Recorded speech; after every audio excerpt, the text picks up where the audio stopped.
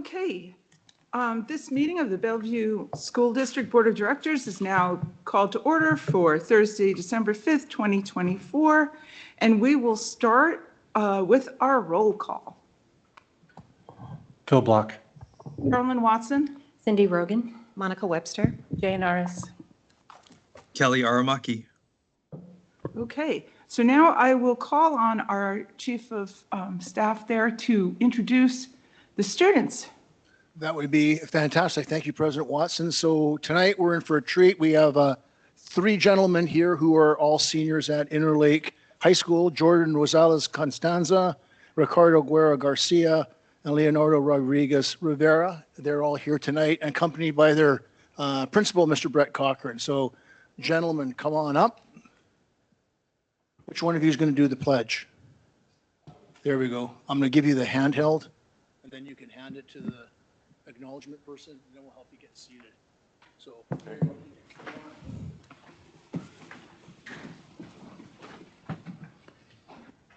Pledge allegiance to the flag of the United States of America and to the republic for which it stands, one nation, under God, indivisible, with liberty and justice for all. Okay, great.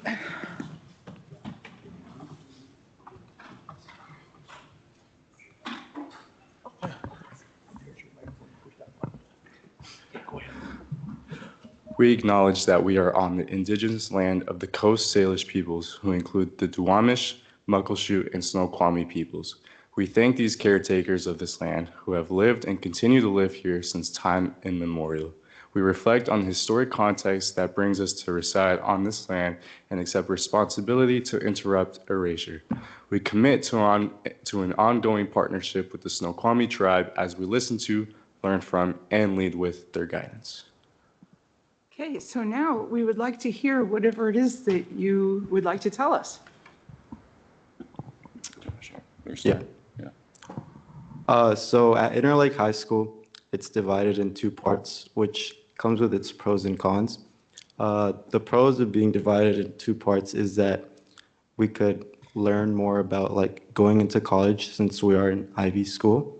But the cons of this is, for me especially, and others, with sports, we tend to struggle because we don't have many people trying out since we are divided and we are going against stronger opponents, which doesn't help us in doing good in sports. So, yeah.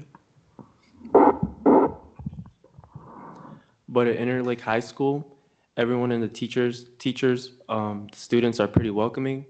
The students are pretty nice. You can, be in friend groups. They're really nice to you. The teachers, they're really patient. They really care about your education. And then your friends are there for you whenever you need them. So my name is Leo.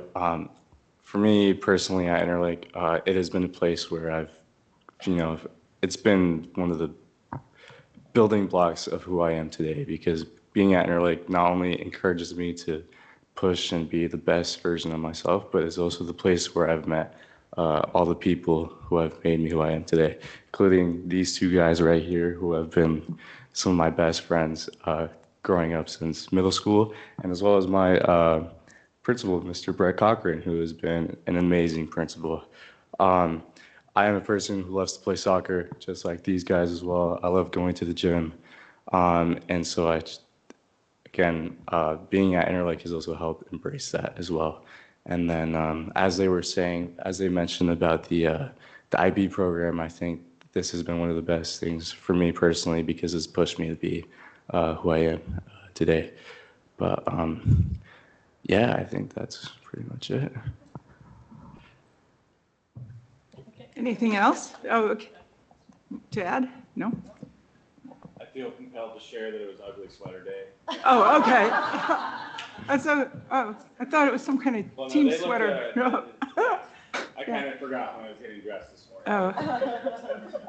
Oh. We don't usually add, but I do want to add, I'm a former member of the Interlake Booster Club and had a kid who was on a team there. So love it. And so I appreciate what you all do. Yeah. Thank you.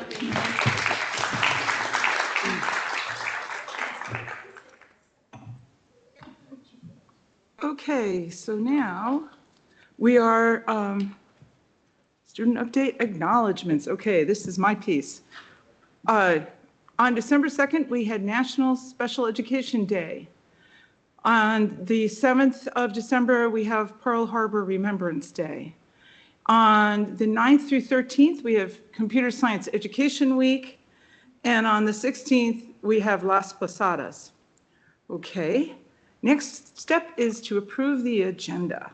So I'll move that we approve the agenda and then, Second. okay. Is there any discussion of that? No. Okay, all in favor of approving the agenda, please say aye. Aye. I don't hear any room for nay, so the agenda is approved. And now we're going to go on to the difficult bit. Okay, this is the annual organization meeting, and there is a script here that we follow strictly. So we start off with the item 2.1, the election of the board president. So I'm just going to go down this script. So I'll call for nominations for the president to serve during the ensuing year, the next year from now. So are there any nominations? I nominate Carolyn Watson to be the board president. Thank you. Anybody else? I don't think you have to second these. Is anybody else? Okay, then we need to do a roll call vote. And I guess we'll just go 1, 2, 3, 4, 5. So I'm going to call on Director 1. What am I saying? Am I saying the name of the person I'm voting for, or am I saying aye, that I support the Well, yeah, I one think you're candidate who's saying been nominated? aye. Where's my lawyer? Yeah, Aye. all right. Aye for me. Aye. Aye. Aye.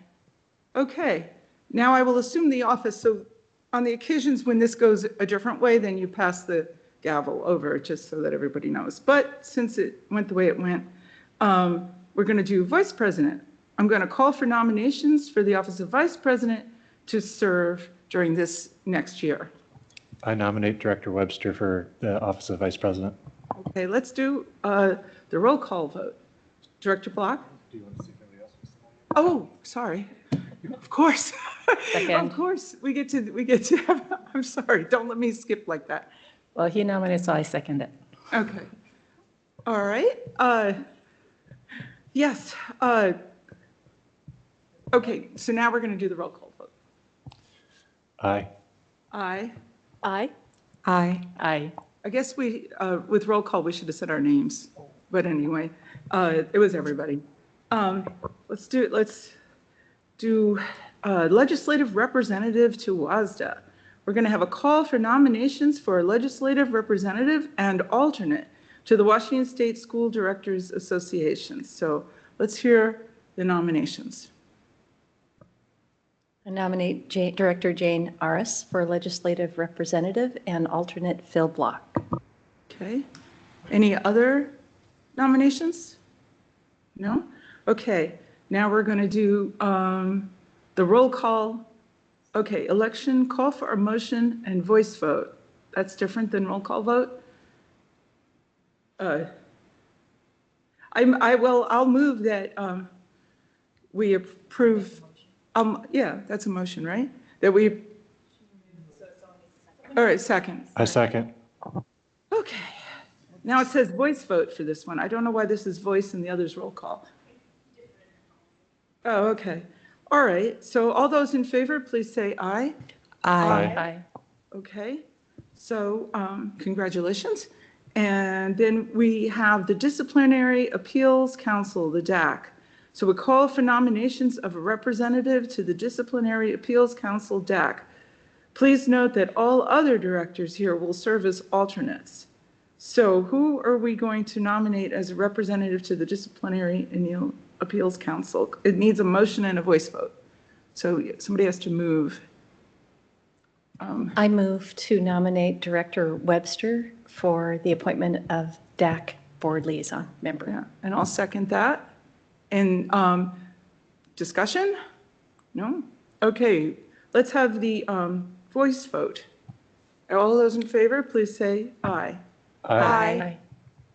Okay, that's great. So we're kind of staying the same as we were last year. Next year, it'll all be different. Okay, so now we move on to the liaison part of the meeting. My computer wants to restart. It always does. So we're going to do the appointment, 2.5, appointment of the board liaisons. So in the public meeting on November 12th and November 14th, the board directors expressed interest in continuing with their current community liaisonships in 2025. The current liaisons are now projected on the screen. Haha. All right. Okay. So do we want to have, I will call for any additional nominations for liaisons for 2025. For the, okay, so what I don't, this is, yes, that's coming in another point number 12. We're going to do, that's where we need to clarify. We're going to do city councils and audit and finance advisory council as a separate issue. So we're just talking about the ones that we already know about. Okay, so anything additional to this list? Okay, so I will call for a motion to. I just want to, point of order, I just want to acknowledge that there was the one change during the last year that the special education was a separate liaisonship Yeah. last year, and that has been merged into the PTSA council since then Became a committee, yeah. because it became a committee of the PTSA council. Yeah. Yes? I thought you were interested in continuing to be a liaison for, I was, but we seem to have decided that I could attend the meetings, but, and report back, but not be like official on this list because they're no longer a separate all right. thing. Okay, so, okay, where are we? Call for a motion to approve the designation of community group liaisons for 2025. This is a voice vote, so we need a motion, a second, and a voice I vote. move to approve the liaisonships as posted on the screen. Second? All right, any discussion further? All right, all those in favor, please say aye. Aye. Okay, so we're good. So now we're going to have a call for a motion to add city council's liaison to this list of current liaisonships. I move to add city's liaisonship to this list. Okay, now, do we have a second? Second. I could second it happily.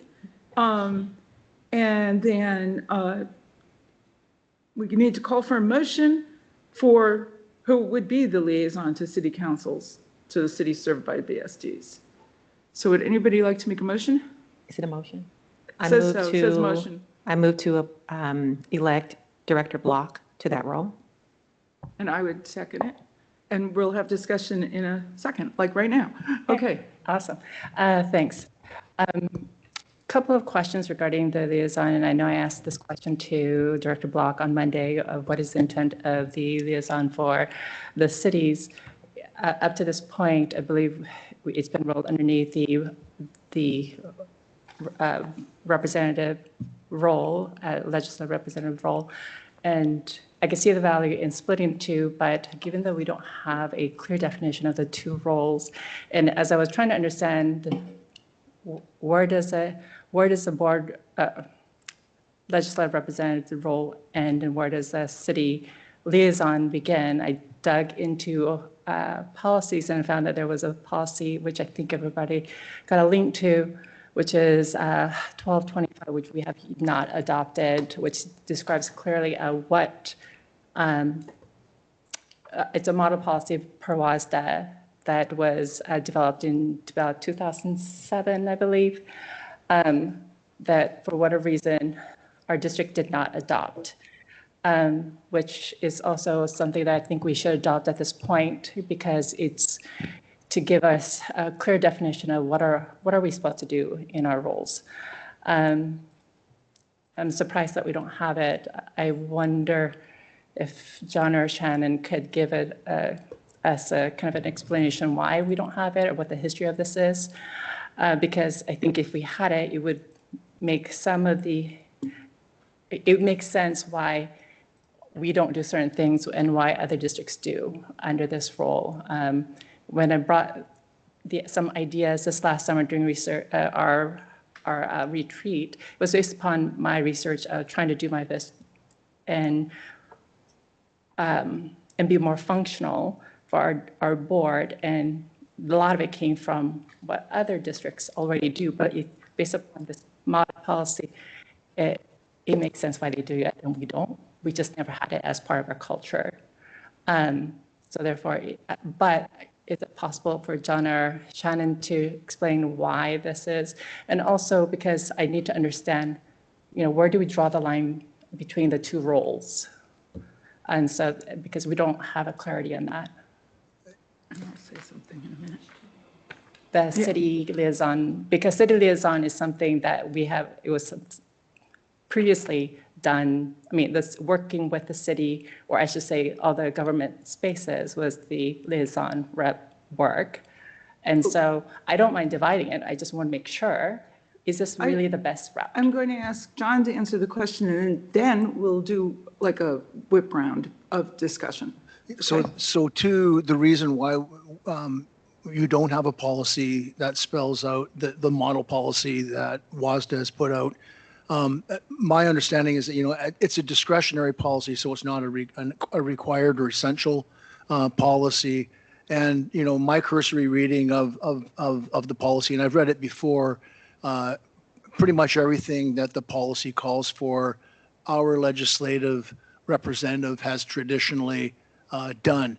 And I think the distinction, in my view, the distinction between the city council's liaisonship and the legislative rep position is that it's a representative to WASDA, and the focus is on state and federal legislation. So to me, that's the big distinction. And Shannon's had experience in different districts that have had the policy and haven't had the policy. So I don't know if there's anything else you'd want to add to that, Shannon. Sure. Obviously, I can't speak to what the board decided in 2007 or any time this policy has been updated. That was, I think, 3 different people ago in my role. When I was in 2007, I was with the Seattle School District, which did adopt a version of this.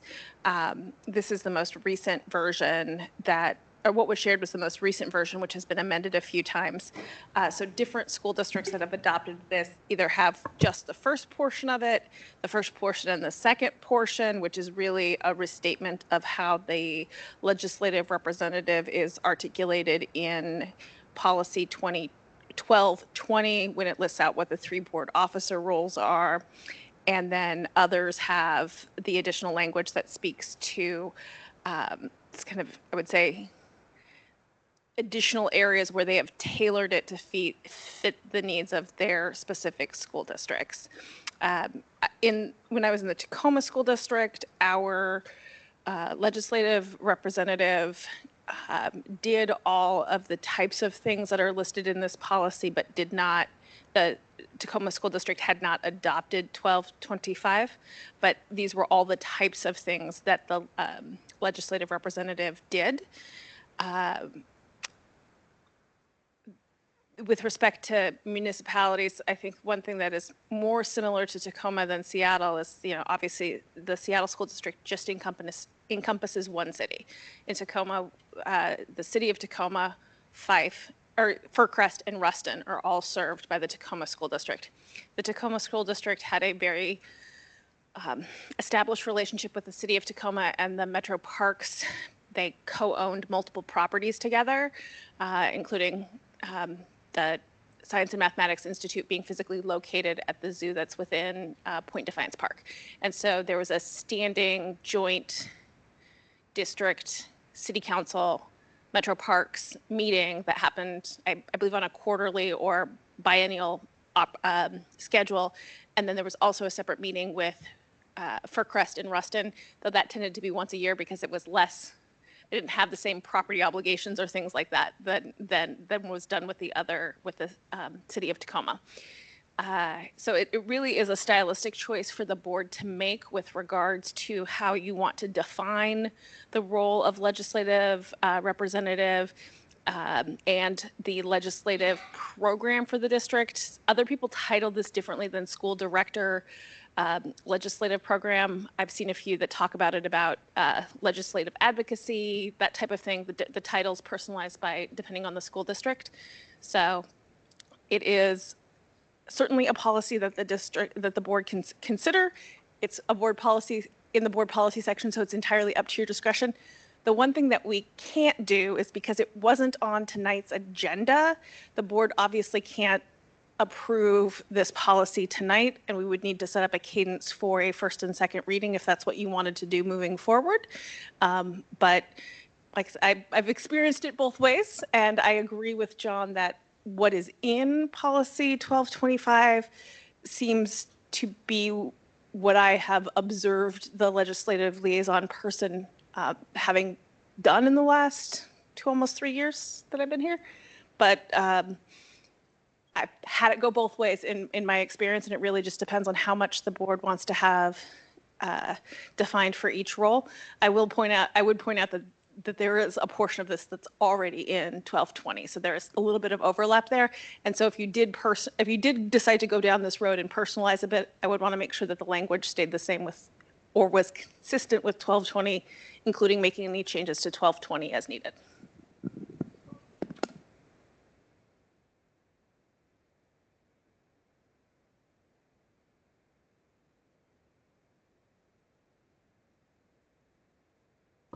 I appreciate the background and the history. Interesting. I feel like it's all about context and what works best for our board. And just one thing I've observed is our value in sharing responsibilities, roles, energy, bandwidth. And what I like about dividing it is just getting a breadth of experience and hearts and hands on the work. So I guess I like the idea of having it be discretionary and kind of up to our own style. And I'll echo that sentiment. I do think that as I was reading through the policy, there does seem to be some distinct differences between the city liaison and what's described here. To John's point, more about local legislation and being in Olympia and the federal level. And so I do see that there's a difference in those roles, but open to having conversations with the board about whether or not this is going to be something that we adopt. Thank you. Yeah. Okay. I would say I appreciate all the work everyone's willing to do to make our time be most effective and impactful for our school district that we could possibly do. My, I guess, one concern is to have the jobs be very distinctly laid out because, like I said, up to this point, I took on this role as a board legislative representative, which includes trying to align all of the leaderships and having the communication. Part of it is, I think last year we tried to do, can we come to supporting each other legislative priorities? Where do we overlap? And that was with working with the city, and hence, Dr. Aramaki is in DC with our mayor and the Chamber of Commerce. And so I think it's important that we continue to do that joint voice legislative work.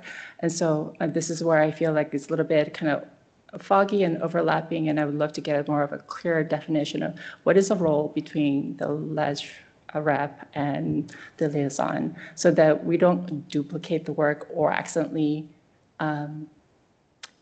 negate each other's work because we have certain things in our mind that we would like to move forward and then have it, not be effective. So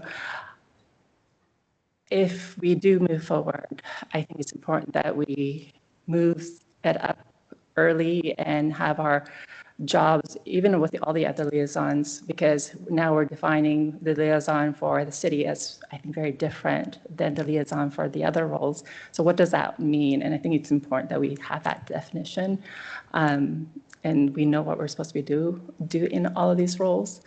Yeah, those are my 2 cents. Okay, Director Block?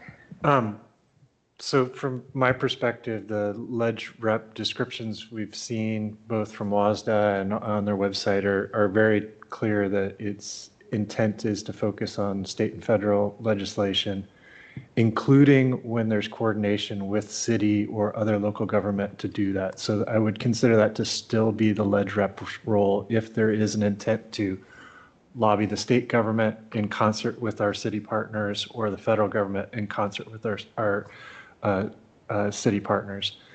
I see a lot of other roles or opportunities for coordination with cities. I've seen purpose statements for other city school liaison committees across the country that identify things like establishing a stronger relationship among electeds and staff across separate jurisdictions operating in the same community, gain understanding of perspectives, opportunities, constraints of the school district and the city and other schools in the community, share current actions and activities, explore current and ongoing issues of mutual interest, identify issues and or devise means to prevent issues from arising in the future, work together on relevant community projects, and to regularly communicate to both bodies.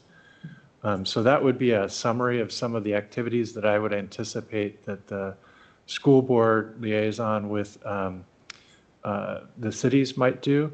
The liaison might also work with the school district staff to set up meetings which may be with the ledge rep and or the leadership, the president of the school board, so that we can have 2-on-2 meetings so that it's less than a quorum.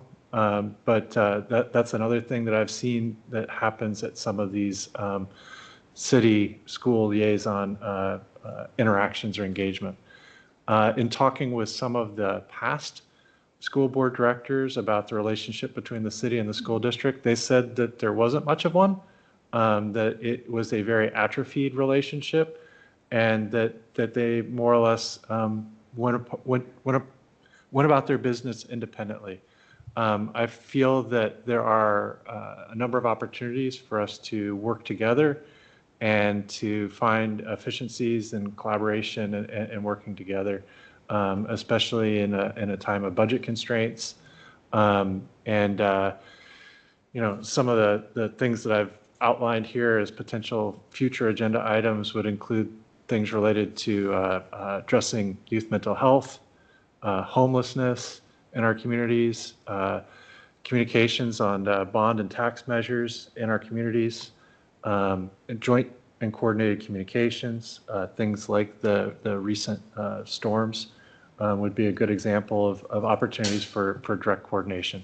So those are my perspective on the distinguishing characteristics between the ledge rep and the cities liaison. I agree that there needs to be differences between them, or where there are shared responsibilities, that those be clear. But that's my perspective on how that would work. Okay, I think it's my turn. I have a little piece of the history to add. So from what I heard from board members that were on the board before I was ever on the board, so that's going way back, there was a time when the Bellevue School Board really wasn't looking very much outside of Bellevue. Like they would go to WASDA, but they wouldn't go to the breakout sessions. They would, they would just use it as time to talk amongst themselves. And so they didn't do this kind of work.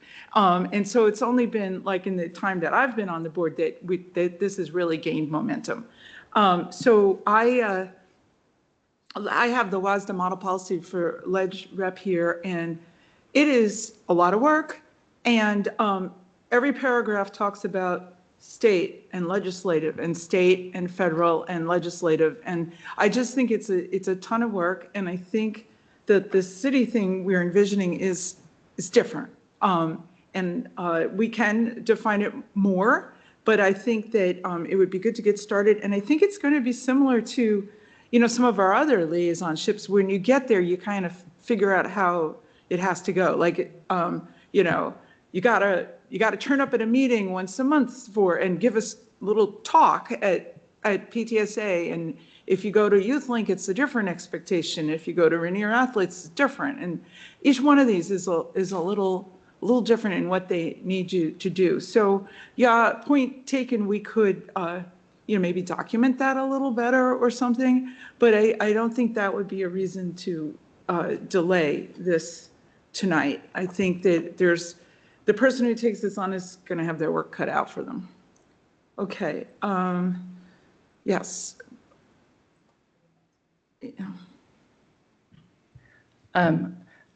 I appreciate everyone's comments, and I appreciate the due diligence Director Block has done to understand all of this. Out of curiosity, a lot of the things that you mentioned to me is overlaps with, can be, legislative level work as far as the state and higher up. But, and you mentioned about opportunities where president or the ledge rep or the liaison there's some areas where you've mentioned, I feel like it's kind of, it's muddy to me. So this is why I love to get a clear, written of what is this role versus the other.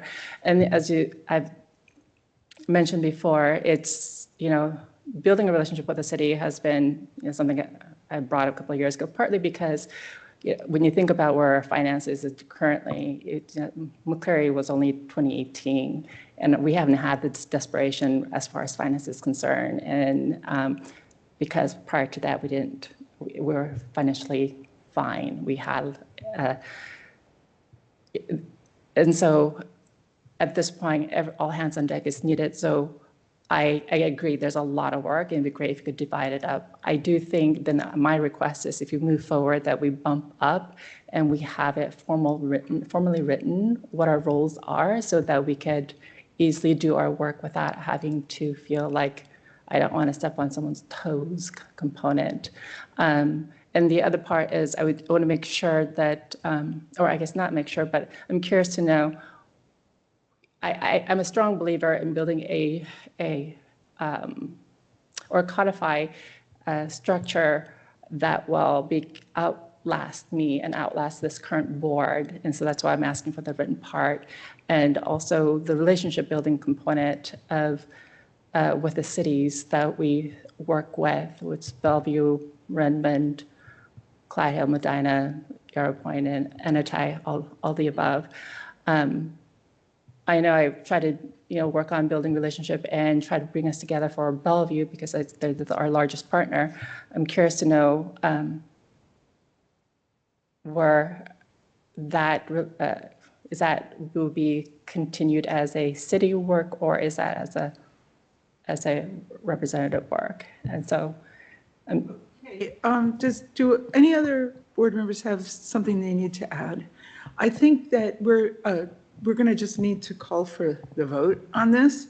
And so I'm going to say there's a motion on the floor to add a city council's liaison to our group of liaisons. And all those in favor of that motion, please say aye. Aye. Aye. Aye. Okay, any opposed? Okay, all right, so now we're going to call for a motion to elect a liaison to the city councils for the cities served by the BSD. So, yeah, was that already in there? The name was in there? All right. Okay. This script has two motions here. All right. All right, so now I'll just say, let's just do it again with the name in there. So the motion is that we elect Director Block to be the liaison to the city councils. And I'm going to say, let's say again, all in favor, please say aye. Aye. Aye. Aye. Okay. All right. Good. Now, we have the idea of a new Audit and Finance Advisory Council.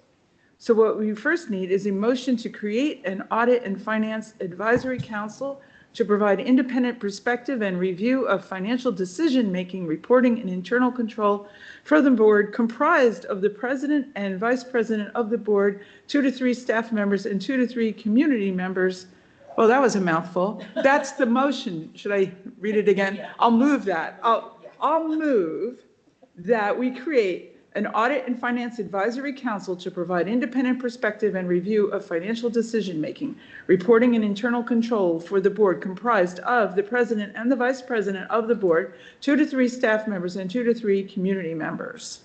I think I'm moving that. Okay, second. I hear a second. Sorry. Now, let's have a discussion, and we started with 3 last time, so let's go with Director Webster this time. I'm really excited about this opportunity, and I don't have any comments. Thank you. Okay, Director Ars? I want to make sure I heard. This is so it would be comprised of both president and vice president? No. Okay. No comment. Okay, Director Block? My main comment is that we are now tying the president and vice president position to some liaisonships or to some other roles, and that's just it's a new thing for this board, and so that's kind of interesting to me. I don't necessarily object to that, but it's a little awkward coming after we've already done votes on other positions.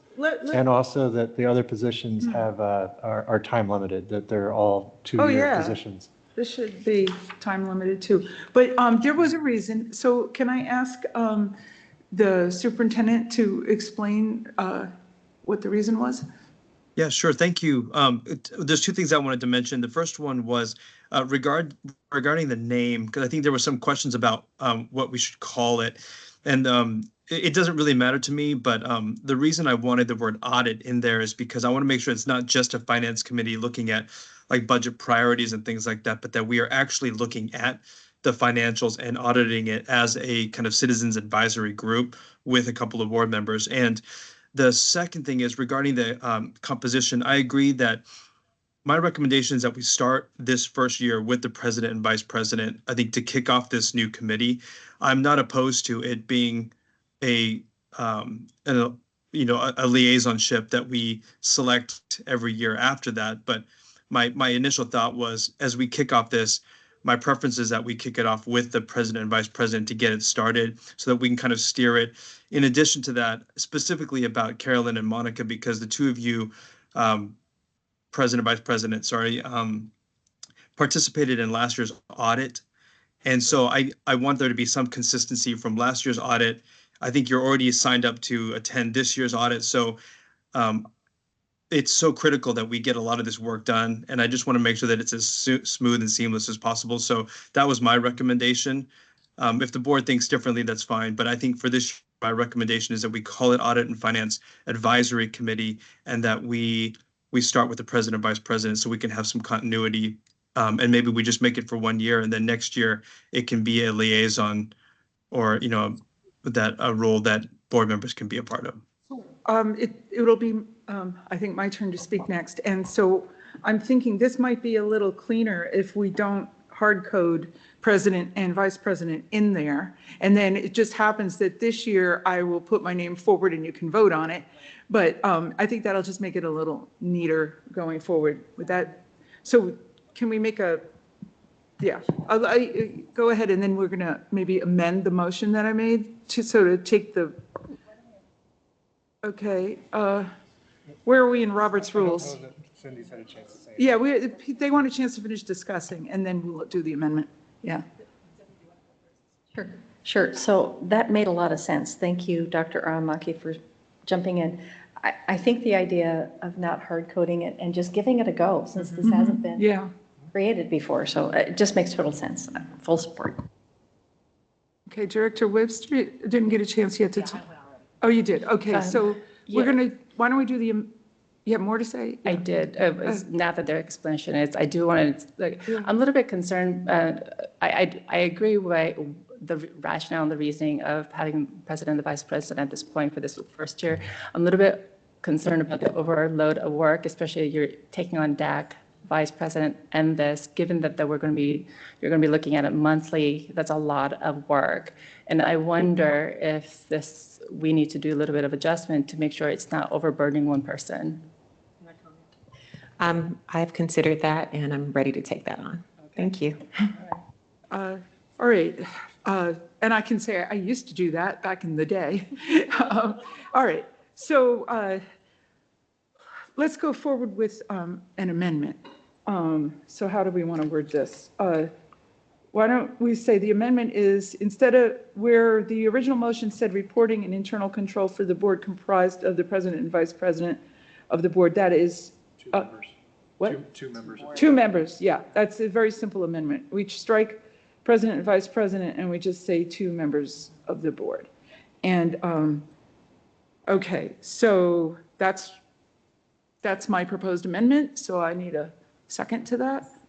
I second. Okay, and then should we discuss that any further? Anybody like to say anything? Okay, so all in favor of the amendment to the motion, right, is say aye. Aye. Now, if you need any further discussion, let's raise your hand. Otherwise, I'm going to just call for a vote on the actual motion as amended. All right, so let's, all those in favor of the actual motion as amended, please say aye. Aye. Okay. Whew. And now we need to appoint the two people, which Yeah, now we'll I need to- nominate the president and vice president of the board for this year's audit and finance committee, All right. council, advisory council, sorry. Trying to get the titles right. Second. Okay, any discussion? Thank you. All right, anybody else want to delve into some spreadsheets? All right, so all those in favor, please say aye. Aye. Oh, okay, do we have more here? I think that's the end of the script for this. Okay. Oh, you know what wasn't on, we didn't do the disciplinary appeals council. No, we did. Did we do? We did Okay. not. Okay. And we had No, from clerk- us. Oh, but we didn't do the other one. We had the clarity that all of the Comes later directors will under- serve as alternates for the DAC. No, so- what I was thinking of comes under item 7. We're going to be back to DAC. Okay. All right. So now let's have a motion to approve the consent agenda. I move to approve the consent agenda. Second. All right. Now, we normally don't go for a lot of discussion, but I did have something I wanted to say, which is just a comment, not a, so if that's okay. I really appreciated the way that on the list of all the trips for the students, they called out HB 1660 in the column where they're saying about the funding, which took me down a rabbit hole to look up that bill and found out that OSPI has a whole FAQ, frequently asked questions about that. And I just really appreciated that. And I think someday I'm going to ask that we kind of do a deeper dive, because this is all about getting kids to be able to go on trips they can't afford to go on the trips. Okay. And then with that said, anybody else want to add to discussion of the consent agenda? I just wanted to acknowledge the updates to the ASB constitutions. Several schools submitted those. I also want to suggest that those can be added to the consent agenda as they are approved by the ASBs, that we don't need to wait for our December meeting in order to approve those in the future. Okay, great. Anything else? Okay. And on that, I agree President with- Watson, Okay. I misspoke on Monday. I thought that our policy required approval of ASB constitutions at this meeting. I Oh. sit corrected. It can be at any time. So Director Block's suggestion is a great. Okay, good. So let me just say, all in favor of approving the consent agenda as written? Aye. Aye. Okay. Now, that brings us, are we 15 minutes over? Oh, we are. All right. We have to speed along. Superintendent updates, but we got some important work done. Yeah. Great, thank you. I'll try to recover a little bit of time. I'll start by saying, I don't want to sound mushy or anything, but I miss all of you. It's great to see you all on camera. I'm here in Washington, D.C. right now, and I'm here with Mayor Robinson, with folks from the Chamber of Commerce, just like Director Aras had mentioned, to do some legislative advocacy at the federal level. And I just want to thank you for allowing me to be here, especially as we're going through some challenging fiscal times. I think one of the most important parts of my job is to advocate for funding and resources at the federal, state, and at the city level. And so thank you for letting me be here. I do miss all of you, and I'm looking forward to being back on Monday morning. I have this slide up here just to express gratitude for our operations staff. I had put that in a video that I sent out before the Thanksgiving holiday. But that's a picture of Interlake High School. That's just one part of the campus that was just covered in downed trees. I have more pictures of like Bennett Elementary School. And our operations staff were just tremendous in removing trees, clearing playgrounds, and getting things ready for school to get back in session. And so I want to say thank you to Jack McLeod, Wendy Ware, Don Dixon, Janine Thorne, Angela Christopherson, Doug James. Those are the leaders of the different operations teams, and I want to thank all of their teams. They worked literally night and day in order to get schools back up and functioning. So thank you. We're really proud to have such incredible operations staff in the Bellevue School District. Next slide. There's some chatter among families about what is the last day of school, and so this is just so people know that our new last day of school, which is updated on the website, is now June 23rd, a Monday. March 28th, which was a non-student day for teacher professional development, is now a school day. So March 28th is a school makeup day for our kids.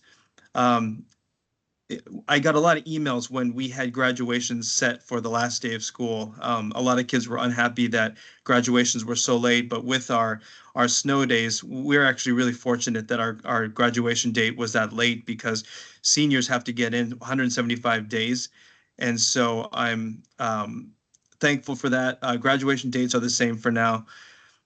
We are submitting a waiver application for the schools that missed 4 or 5 days. And so those kind of handful of schools, we're going to submit a waiver request to the state so that they don't have to make up that 4th and 5th day missed.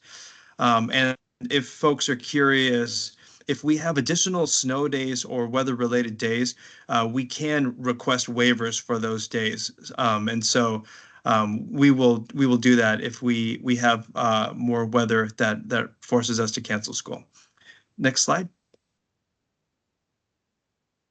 I wanted to announce to the community, although it's gone out in writing, and we'll have another announcement going out next week, but our open application period is starting this Monday for choice schools, for our language programs, and for transfer requests. So if families want to consider a school that's not their child's neighborhood school, this is the time period for which to apply for a different school, whether it's a different neighborhood school or one of our choice schools like International Big Picture or one of our language programs. And so that is starting on December 9th and is open until January 17th.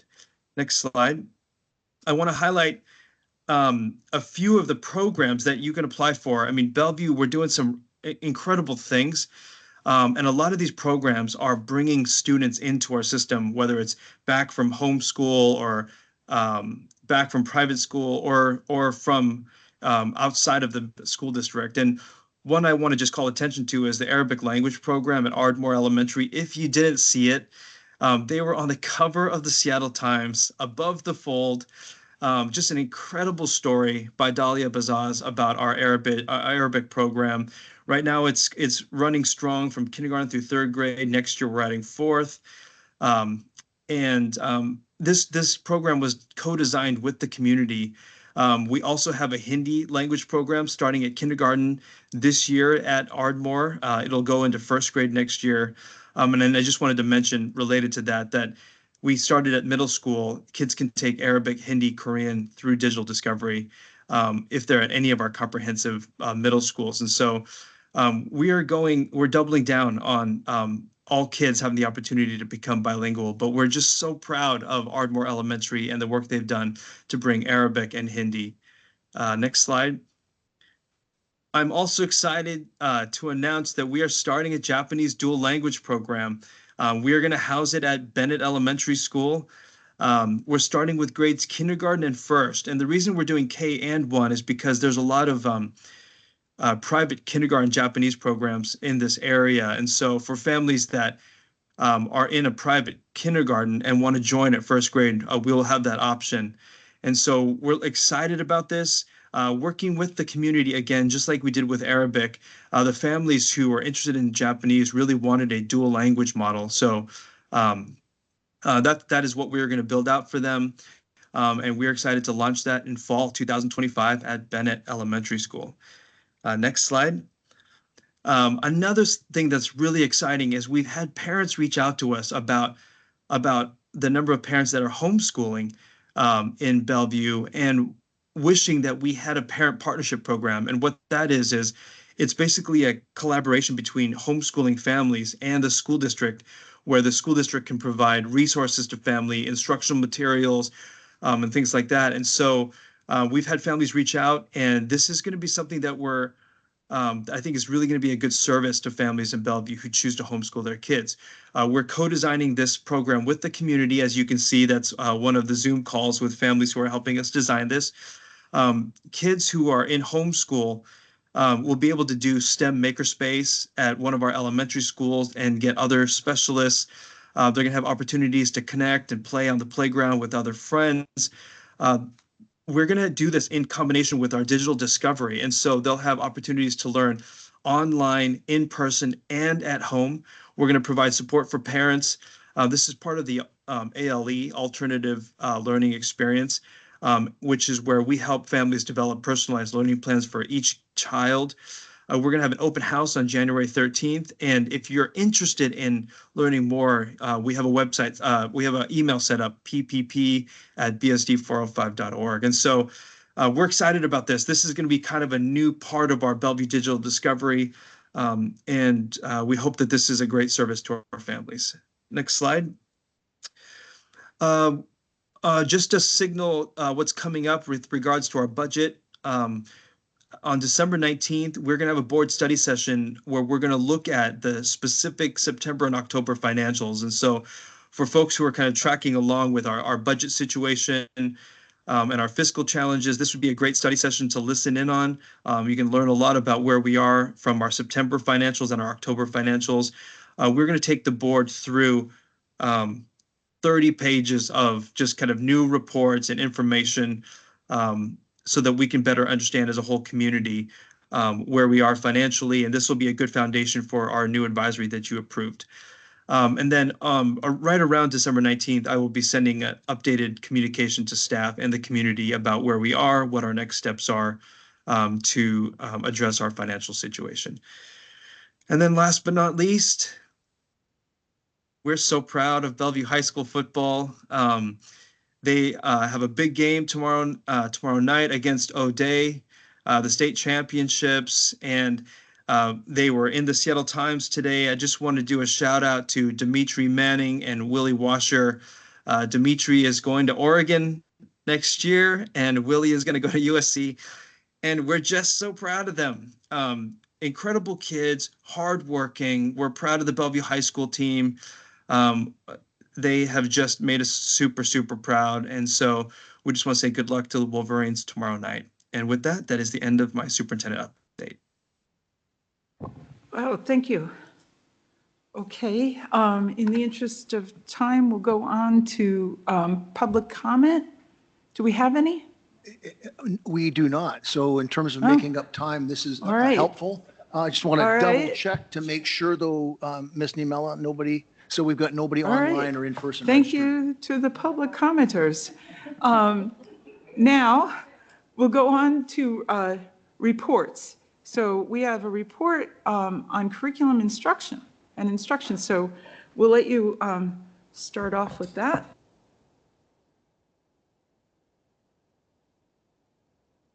Oh, great. I think before I turn it over to the team that's sitting there, I'm just going to make one comment in the beginning, which is to say You're going to hear a lot over the year from the teaching and learning team. Today, this is a department report, and so we wanted to highlight some things that you might not hear in other updates from teaching and learning. And so we're excited just to give you a glimpse into some of the work that's happening with teaching and learning. And then I'll say more about school improvement plans when we get to the approval of school improvement plans, which is also related to that. But I'm really thankful for this incredible team that we have in teaching and learning. Bellevue has always had, for decades, one of the best teaching and learning teams of any district in the state of Washington, and they continue to exhibit that level of excellence. And so with that, I'll go ahead and turn it over to, I think, is it Dr. Macias who's taking it from here? This is working. Hi, everyone. Our teaching and learning team is so excited to be here today. My name is Dr. Melissa, Executive Director of Teaching and Learning, and with me today is Dr. William, Teaching and Learning Director, Emily, Preschool Developer, Kelly, 1 hour Computer Science Specialist at Sherwood and Armour, Brian, another Computer Science Specialist, 1 hour teachers at Lake Hills and Armour, Devon, our Curriculum Developer, Angie, Curriculum Developer, Computer Science, and Eric, Social Studies, Curriculum Development, and Scott, Executive Director of Teaching and Learning. So thank you so much for having us. We're super excited. Our Teaching and Learning Department has an amazing group of curriculum developers, instructional technology leaders, multi-language department, and we also have many more. Teaching and Learning is responsible for different content areas from preschool to 12. We focus on curriculum, assessment, and instruction. We build on capacity through professional development and leading educational strategies across all our areas. Our students are always at the center. In this program update, we will share examples about how teaching and learning aligns with our Bellevue strategic plan. We are committed to continuous reflection, growth, and improvement as a Bellevue community. Just as today, our teachers from schools are here to lead the work on computer science. We also are fostering in our department an inclusive environment where every member from our community feels valued and that they can be part of this work.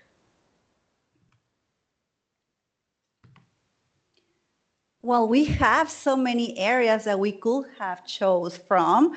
We wanted to showcase areas that especially are important for our community. We will be focusing on the Danielson framework, especially Domain 2 and Domain 3, learning environments and learning experiences. And there is also interest on literacy and math, and we will come back during the month of March to share more progress.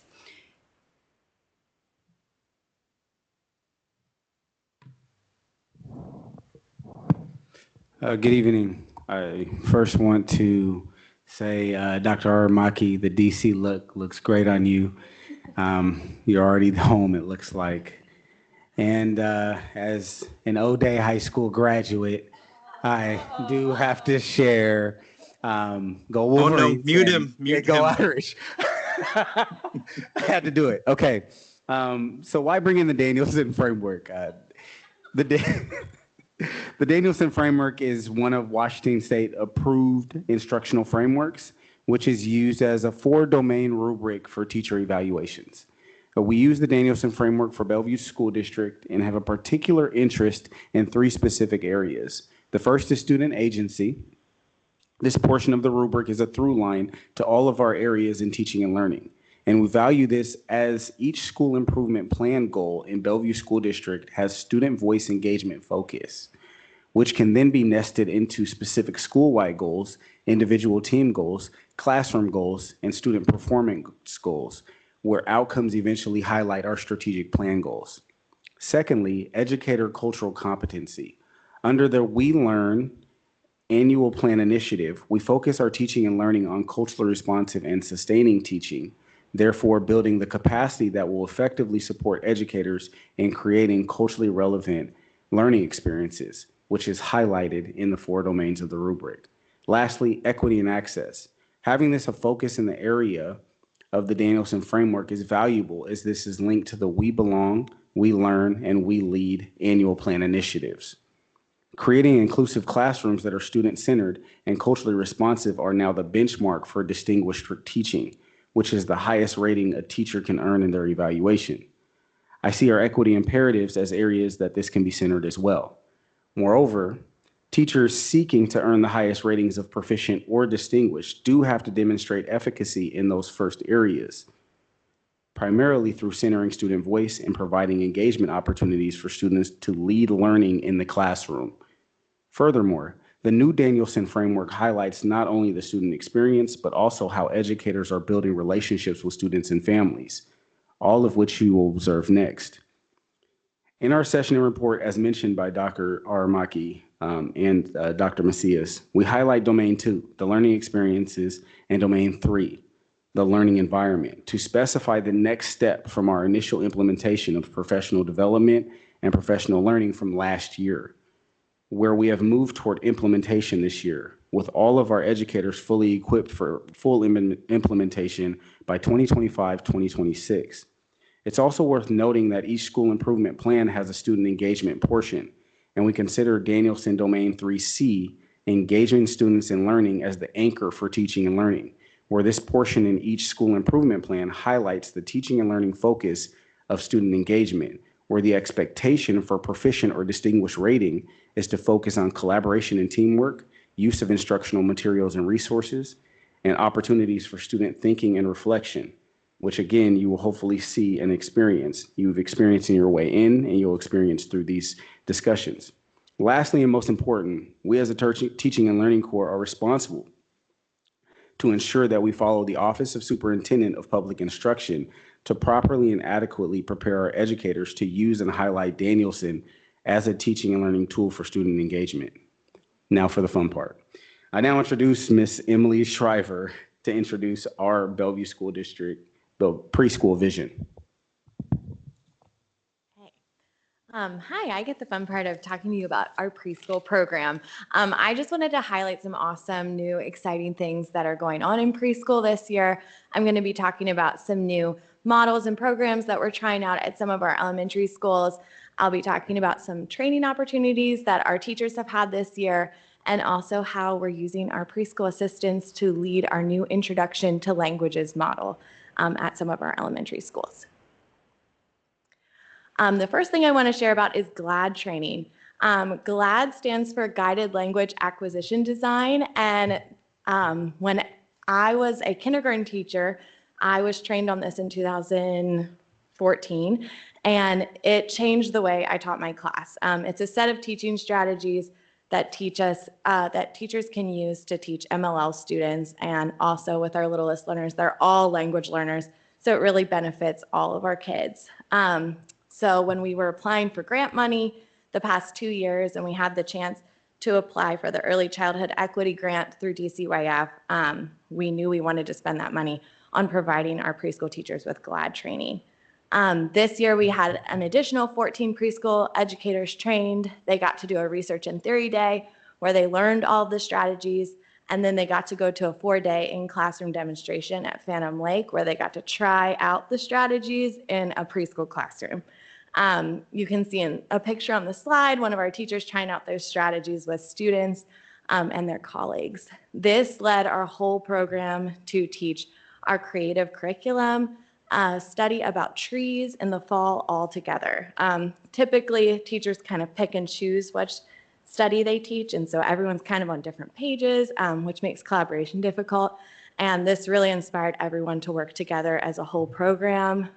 We set up online collaboration spaces where teachers could share pictures and videos and ideas about lessons and crafts and fun centers that they created for their students, dramatic play ideas, and it was just awesome to see our preschool teachers collaborating together across the school district.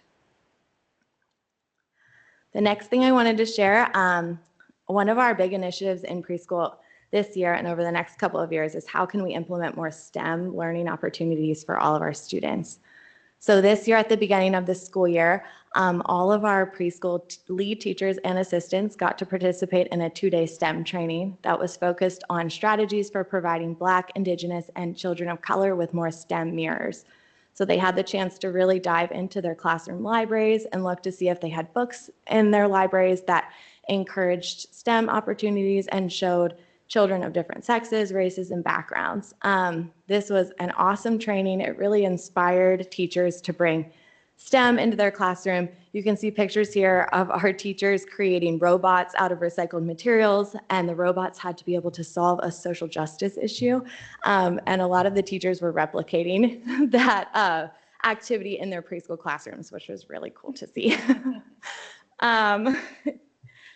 So we're looking forward to continuing with STEM opportunities in the next few years for preschool. Today, I was actually in a preschool classroom at Puesta Elementary, and they were working on Hour of Code, and Devin, our computer science developer, was leading a lesson with preschoolers, and they were so excited to be the computers and create their own game. So this is another super exciting thing we're doing in preschool this year. It's our Introduction to Languages program. We want to be able to expose all kids to language opportunities so that when they go on to kindergarten, the families can make choices about which language programs they might want to apply for. So this year, we're starting this off at Ardmore.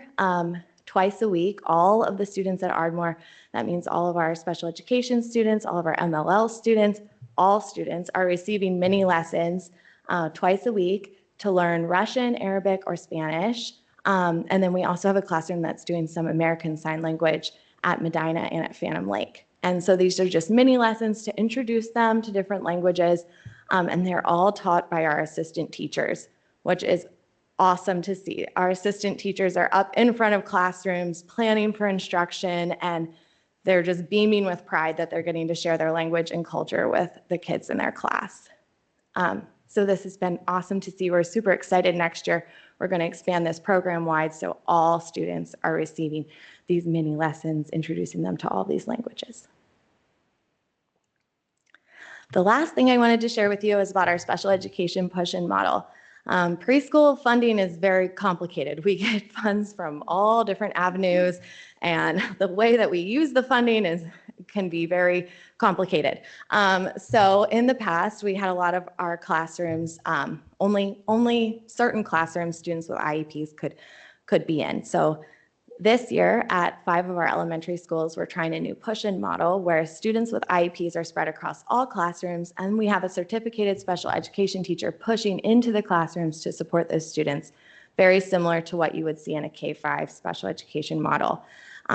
We've noticed that this is building our preschool teachers' skills to support all students. We have our special education teachers providing on-the-job training for all of our lead teachers and all of our assistants on how to work with all kids. And we've also noticed that all students are benefiting from these diverse classrooms. They're getting to learn from typical peers. Typical peers are learning how to work with students with IEPs, and it's just been really awesome to see our preschool program kind of mirroring the inclusion that we see in our K-5 program. All right, next up, we have computer science. Hi there, I am Kelly Lane, and I am the computer science specialist at Sherwood and Ardmore. And the computer science team, we've been doing some work on our vision for computer science in the Bellevue School District. And as we were discussing and brainstorming and kind of fleshing everything out, we noticed that our vision really fits into the belong, learn, and lead. So I'm going to talk to you a little bit about that today. First and foremost, we want our students to believe that they belong in the computer science field. And that does not mean that we want everyone to work at Amazon and Microsoft, but it means that they feel successful and capable in solving complex problems and have a repertoire of strategies for solving any type of problem. We have designed all of the curriculum for our K-5 computer science specialists, and we've been very intentional with making it inclusive and, I just lost the word, accommodating for all of our students. At our title schools, we each house specialized programs, the Pacific program, dual language programs, and we have our curriculum designed so that all students are experiencing computer science instruction from a specialist. When we think about what students learn, a lot of times when I tell people I'm a computer science specialist, they're like, oh, you teach coding, that's great. Yes, I teach coding, but that's just one small portion of what we teach. We, like I said, we teach problem-solving skills. We teach critical thinking, computational thinking, how to attack a problem. We, again, want them to come away with a toolbox of strategies that they can use in any academic area. All of the skills we teach and reinforce with kids can be applied to all academic areas. I attended the book study that Dr. Aramaki did of the Anxious Generation. And at the end of that, I don't know who was here from that, but at the end, the rally cry from the kind of the parents and the caregivers and community members was like, take technology out of our elementary schools. And I was like, no, wait, stop, that's my job. Please don't, I really love my job. But as I thought more and more about it, and I finished the book, I hadn't finished it at the time of the book study, and really leaned into what the author recommends that we do for kids, it's open-ended play. And it's opportunities to fail and try again. And it's the opportunity to have a project that is self-directed and that they're passionate about, that they can work on for several weeks or even months. And with our computer science curriculum that we're teaching K-5, kids get all of those opportunities. Finally, with the lead portion, we want our kids to come out of 5th grade, head into middle school, feeling confident, creative, and that they can be agents of change in their community. We want them to see any sort of problem that might come up and think, I have a strategy for solving that, or I can collaborate and communicate with people to work on that problem together. So my teammate here is going to tell you a little bit more about the models that we have. All right.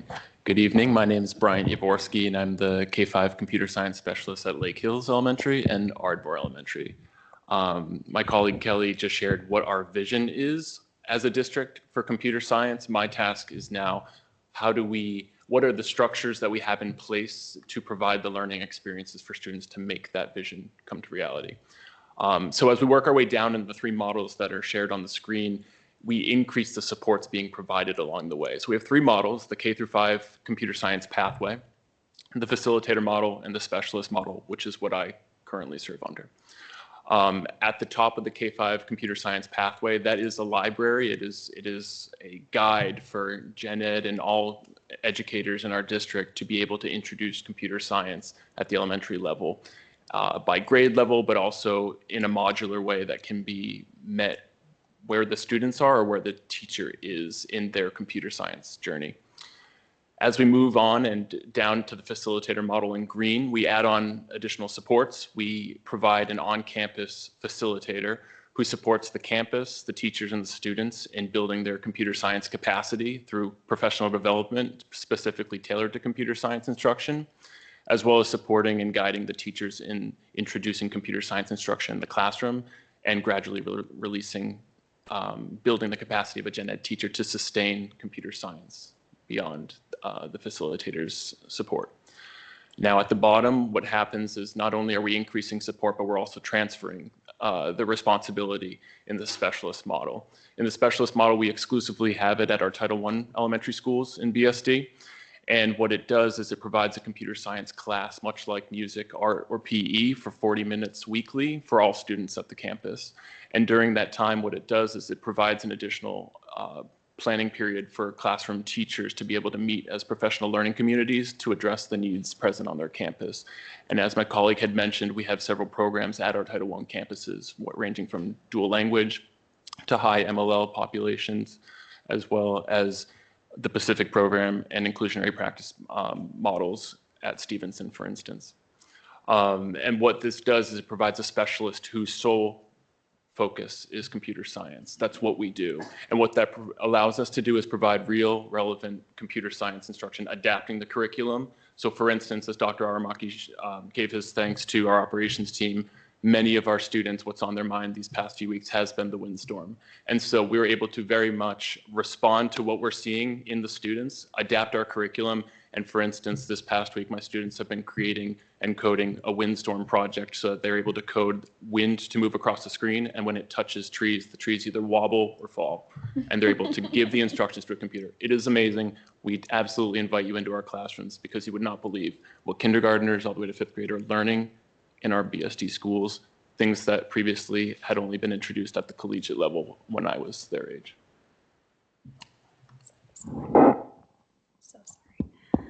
So as you can tell, we believe in this work, we're passionate about this work, and we really hope at some point we can continue to expand this work. So our ultimate dreams of expansion with this program, as Bryant mentioned, we do have 3 models right now that are happening at all of our elementary schools. So when we're thinking about these models, we want to continue really championing the curriculum that we've built as a team for our elementary schools. We do have point people at each elementary school that does not have a CS specialist or a facilitator. We call them CS leads. We want to continue utilizing those leads to pilot new programs and continue using the curriculum that we've created and encouraging other teachers in their building to use the curriculum we've created. At the facilitator level or model, we would love to expand to all of our elementary schools. And those people, those dedicated professionals who are working in those schools will be continuing to develop, as Bryant said, responsive curriculum that meets the needs of students where they are today or any experiences that they are having in their classrooms or communities. And for our specialists, as you know, computer science is an ever-evolving field. We have dedicated our work as specialists and computer science team to continue professionally developing and really learn about all of the new instruction and strategies that are out there, and also, of course, continue to advance the curriculum that we're building. Our last part of our elementary computer science presentation is, of course, we are so student and community driven. We center them in all of the work that we do. So we wanted to include some community and student voice. So first we have a parent quote from a parent at Sherwood Forest Elementary, where Kelly Lane serves as the computer science specialist. So I'll read Anna's words. "We are so thankful computer science is part of the Bellevue School District curriculum. We like that it makes computer science accessible to all, promotes healthy digital habits and citizenship, introduces computer science concepts in a developmentally appropriate way, and encourages critical thinking. It's everything I could want in an elementary computer science program, and I would love to see access expanded to all Bellevue School District students." We also have a video of a student, a first grade student at Enetai. Enetai is one of our elementary schools that has a facilitator. Hi, I'm Lewis. I love coding because I'm an expert and it's fun. No, please don't get animals are doing something like a park. The sea fish all start at the same time. It's like a chain of reaction because I made it in the envelope command. Bye. So just one example of a project that can be used to really enhance the learning that's already happening. This one is an example of a project that enhances our literacy curriculum. And now I'll hand it over to secondary computer science. Yes, computer science doesn't end in elementary, it continues in secondary. And one of the ways that we're continuing in the secondary program is with our career and technical education classes. So students in our middle schools and high schools can take Python coding and applied engineering, robotics, lots of different choices of courses.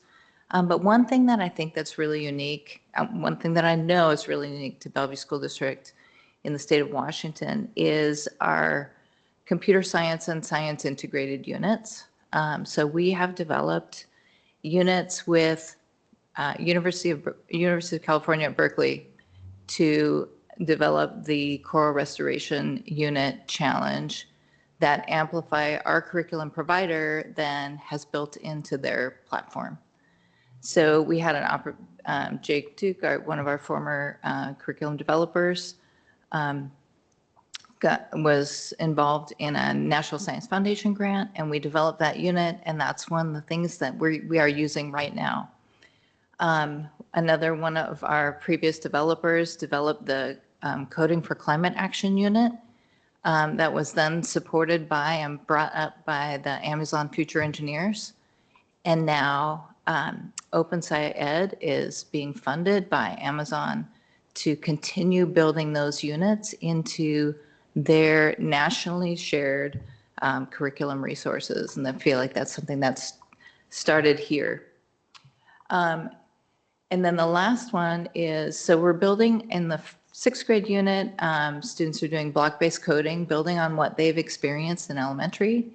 And in 7th grade, they're using microbits, like little computers that they're programming, that they can either use, they can either program in Java or they can program in block-based. And then 8th grade, they're building out line-based coding to make a computer model for making a magnet rocket. That's a partnership that we had with a company to develop those educational experiences for students. The fantastic thing is this has been largely funded by and supported by many of the other funders, you know, National Science Foundation, Amazon, and our Bellevue Schools Foundation. So over the past 6 to 8 years, we have built these units that are in use in all of our classrooms. So like today, I was working with new 8th grade teachers who were learning that block-based or learning that line-based coding and the coding with Blackbird, and onboarding the new teachers every year so that every teacher can so that every student can have this experience. So just today, a Highland dual language teacher told me about one of her students who had only kind of been moderately engaged in science.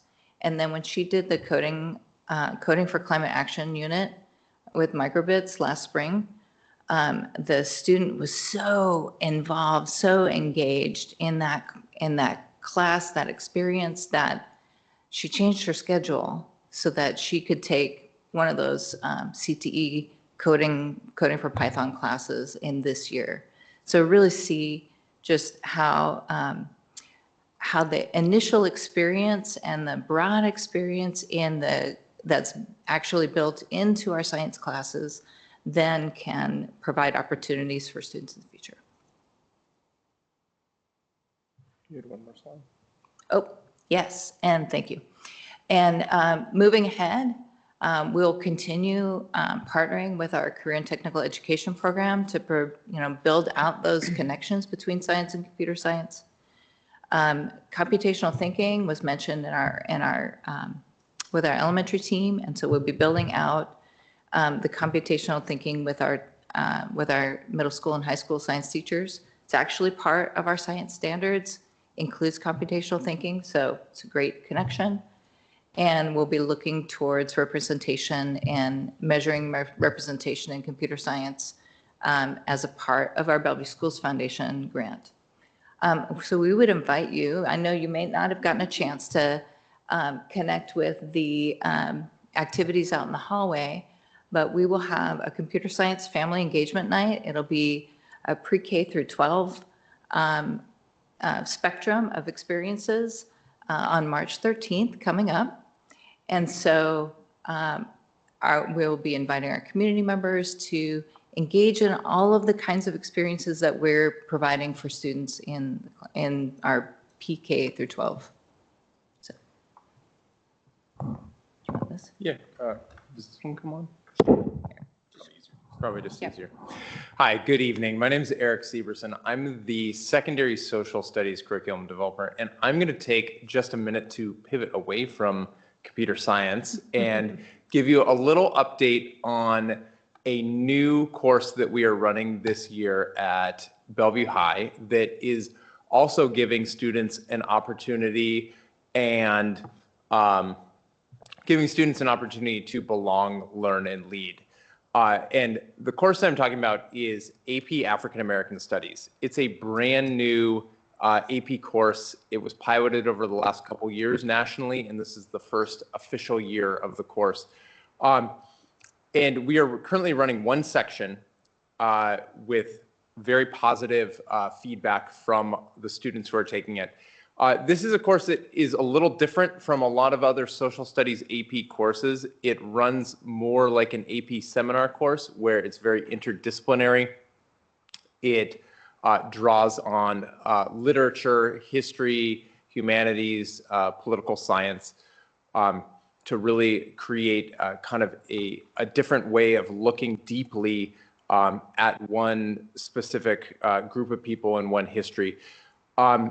It follows a structure that is there of these 4 units, starting with the origins of the African diaspora, so kind of looking at the world origins of that, moving into freedom, enslavement, and resistance, then the practice of freedom, and finally movements and debates.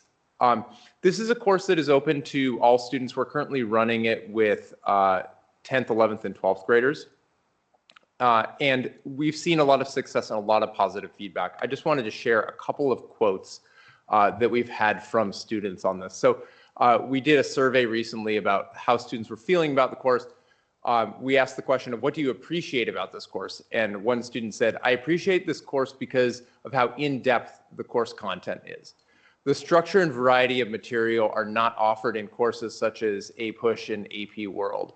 I appreciate that we learn the hard history, the origins of Africa, the strength and adversity, and the continuing legacy of African Americans.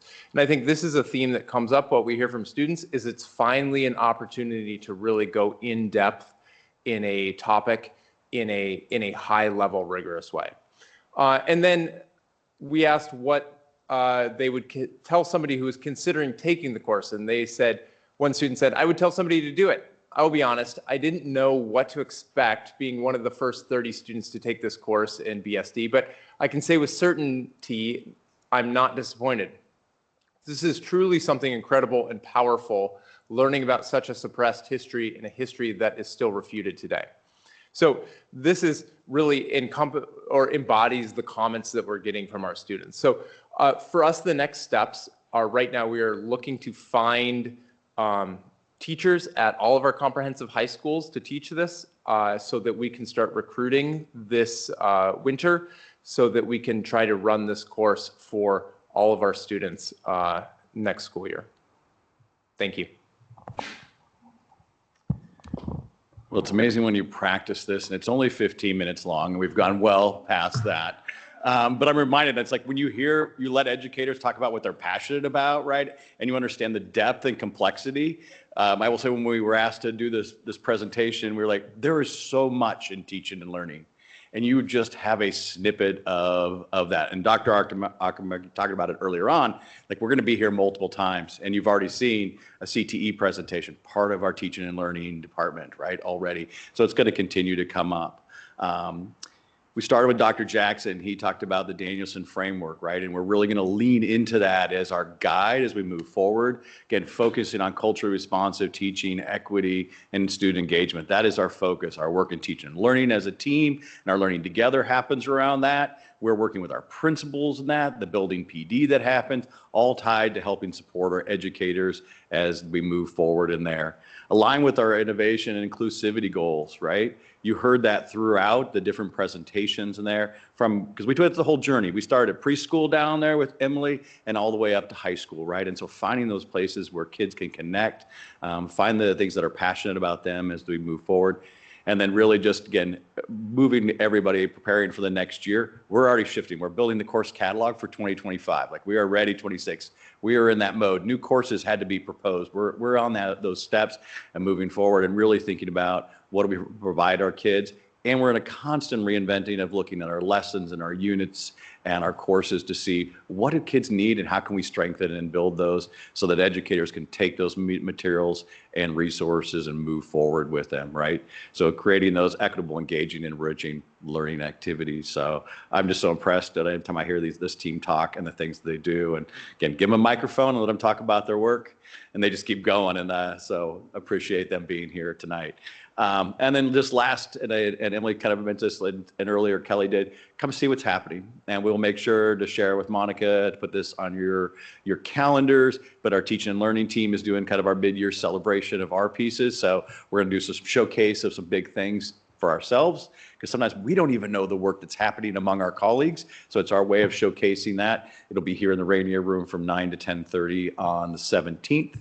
And then just, anybody you want, you're like, we want to go see some CS. We want to go to a preschool class and see what inclusion look like. Please just reach out to us and we'll get you those opportunities to see what's happening. So we appreciate your time and listening this evening. And sorry, cannot forget our partners in this, Bellevue Schools Foundation and Amazon, because they have been supporters of the work that we've done. So thank you very much. Okay, so now we have a little bit of time for some board comments and discussion. Not much time, but a little bit of time. And I can't remember who went first last time. So we're on Director Webster. Okay. Then you went first, Director Ars? Have you gone first? Okay, I'll go first. All right, we're working it out. Okay, well, I have to tell you, it was kind of fun for me to listen to you about Puesta and CS, because I think it was about 20 years ago when I tried to introduce, no, I'll take that back. I introduced that concept to BSD. I spoke with our staff at the central office, trying to get permission to use the computer lab to teach coding. And I had a very lengthy, lovely conversation and finally got the approval to execute the first, I think the first one in our district to do a coding after-school program. I conned some volunteers from our community to help me out on that, and it was great success. And to see the evolution of that, and to see back at Puesta, the arrow code, because I did this multiple times, and offering it for free, it was because I believe everybody should have access, and not having it built into our school. So we take away the haves and the have-not. I think it's great.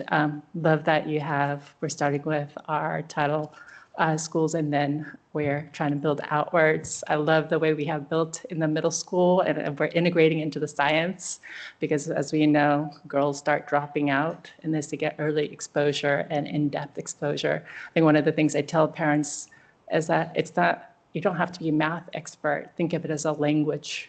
If you start early and you build this foundation, you could be as creative as if you were learning, English or any other language. And so I strongly support all the work that you're all doing on that.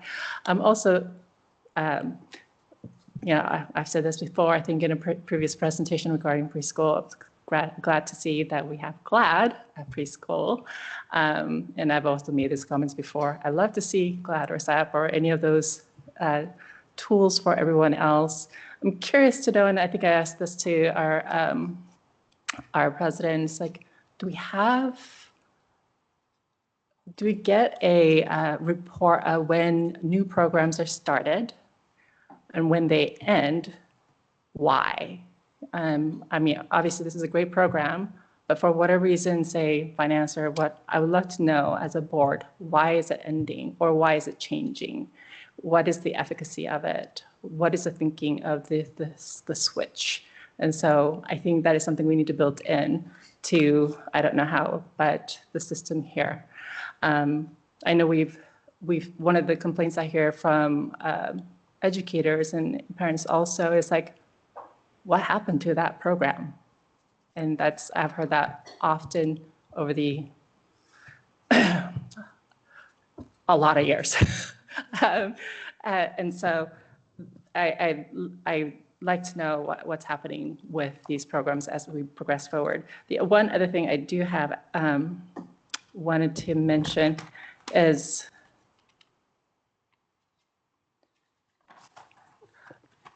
regarding African American studies. I love the fact that we have that. I'm curious to know, do we have equivalent of that for our indigenous history or Asian American history? No. I wonder if that could be on our list to build out. It is representing our community at large. Thanks. Director Block. I want to echo the comment Mr. Powers said. It's great to see your enthusiasm and to know that you guys are spreading that enthusiasm in our schools and to our students is fantastic. And these are some incredible programs. As you guys were talking, I was thinking back, I'm of an age where we got our first computer when I was 5, and I was lucky to get that. My brothers, they went through kindergarten without a computer. They're older than I am. And I had after-school programs in elementary school, actually. So my first programming was in BASIC, and I made a rocket go up across the screen over and over and over again. So it's amazing to see where that's gone, and the work you guys are doing with the little video of making the fish move around the aquarium, and also what I'm particularly pleased and impressed with is trying to integrate the computer science into the other curricular areas and showing it as a tool rather than an endpoint unto itself, and showing it as a mechanism to get to do these other things better, faster, more consistently, or in more innovative ways. It's really great to hear all the stuff. I know computer science kind of dominated. There were 3 of them. The preschool stuff, it was great to hear. Having some exposure to language, I think, is really fantastic. And in our district, you can't avoid going in a classroom and knowing that somebody speaks a language you don't speak. And so giving them some recognition of that and letting them feel that experience. So everybody gets that experience of being in a situation where there's a language they don't know everything and they're learning together is a great thing. And I think that helps build community and give students a common experience, which is really great. It's amazing to see the additional education opportunities that are being offered, the African American AP Studies. I know that there's some controversy when that first came out. I think that it's great not only to have the discipline, but also, as I think the student testimonial said, to have something that really goes beyond the surface. Some of the other classes are kind of surveys, and you get an inch deep and a mile wide. And having something that's a little more focused does give a chance to dig in and do more case studies and get to stuff that people honestly engage with a little bit more. And I think that that's a huge value there. It does raise the question to me, as we keep adding classes, does it push something out? Does it create a situation where it's, I don't, it's a brand new class, so I don't know what the future holds for it, if it's going to become stable at one classroom per campus or multiple classrooms per campus, or what does happen? What's the push-pull? Because there's always a question, hey, teach meat and potatoes, or versus show us all the rich diversity that you can, and how do we balance that? With the technology in the elementary schools, I gave the example, and I heard the clear example. Hey, at the Anxious, people were like, hey, why does everybody have a computer all the time? Don't they learn how to write with the pencil anymore, or how to do these other things? So it raises a question to me. I know the pandemic pushed us very rapidly on the one-to-one student to computer model, and how would we know if we're too much on computers in the classroom versus other ways of engaging our students in the classrooms? And really, how would we assess that? Because I don't know. I know that we've got a lot of exposure to computers, that it's a tool I use. I've got two phones and a computer sitting up here with me on the dais. But there are also a lot of skills that I think it's important to develop that don't involve a computer, and just making sure that we're finding that right balance place. I don't want to criticize computer science. You guys have amazing stuff, and it's great to see. But I also, it does raise that question for me, and I think it raises that question to some of our parents. Dr. Jackson, you made a comment in your opening that made me go, I wonder how we use that. You mentioned teacher rating and striving to be at that top level. And I know that a lot of us have that intrinsic drive to be the best, and you've been the top principal. How do we incentivize this in our district? How do we, I don't know, this is just an open question. How do we make sure that we are providing the appropriate incentives? I think the goals you're talking about were where we want to be, but I'm not sure how we actually incentivize the teachers to want to get there year after year. So that's it. Thanks. Okay, well, yeah, I have a few comments, probably more, but I won't do them all. But thanks for sending along, whoever sent along the Danielson framework, because now I have the full document or something like that, so I know what you're talking about. And then I wanted to say, we've come a long way. I mean, think about the opportunities, and I'm thinking about this from the perspective of these are opportunities that all kids are getting. And so not that long ago, when my kid was the age, preschool, elementary, all that, there was like a secret parent network of finding these opportunities. And what that does is it leaves a whole bunch of kids out. So you had to get in the know, get in the group, and then you could find out that, oh, Old Redmond Schoolhouse has a preschool science class. Oh, there's a computer science class for teenagers by UW in a secret building over this way. Oh, there's somebody over here who will teach you like Spanish or German in a little house that we tore down. But we put the transitions on that. The place where my kid used to take language lessons. And so there's like, it was like this scramble of people who are in the know and people who had, a few extra $100 every month to throw at the tuitions. And I see that you are actually doing a lot to equalize this. Like you don't have to be in the secret network. So I really appreciate that. I do wonder how robots do social justice. Did I hear that right? Yeah, I mean, I'm sure there's an explanation, but I was like, AI has gone further than I thought. Okay, and then let's see. I have a cautionary tale that I almost hesitate to say, but I have toured a couple of classrooms using GLAD strategies where I want to feel like the teacher wasn't fully aware of the whole picture. And we even had a mom who came here a couple of times really distraught years ago because one of the GLAD strategies is drawing what you read. And somebody had her drawing some really tragic, her kids drawing something that really shouldn't be, because let's say a couple episodes from our history, which I don't want to put on the recording, but so we need to make sure that there's like a cultural sensitivity, even in our youngest people using the GLAD strategies. I mean, our youngest little kids. So, and then I do love when you tell me the specifics. I love that there's something about, coral reefs and something about climate action. And I didn't know Blackbird was line by line, but when I was, in school, that's all we had, line-based programming, so cool. And then I'll ask the question I've asked before is, can we use some of this inspiring stuff from the AP African American in somewhere in some of the other history curricula we have? Because not every kid is going to sign up for that, but I want them to have access to that content, information, whatever you want to call it. So, and I know I have literally read the AP World and the AP US curriculum frameworks. I'm that kind of crazy person. And so I haven't read yours yet, but I'm thinking usually those are pretty well thought out when you dig into them. So there might be something.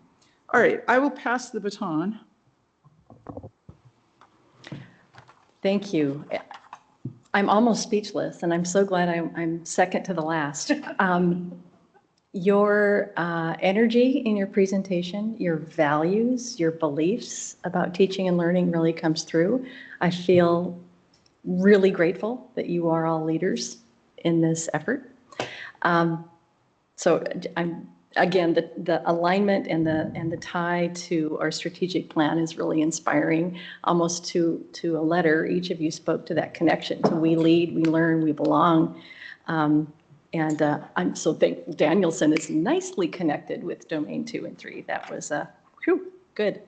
Preschool, thrilled to hear about the mini language lessons that are going on, including ASL.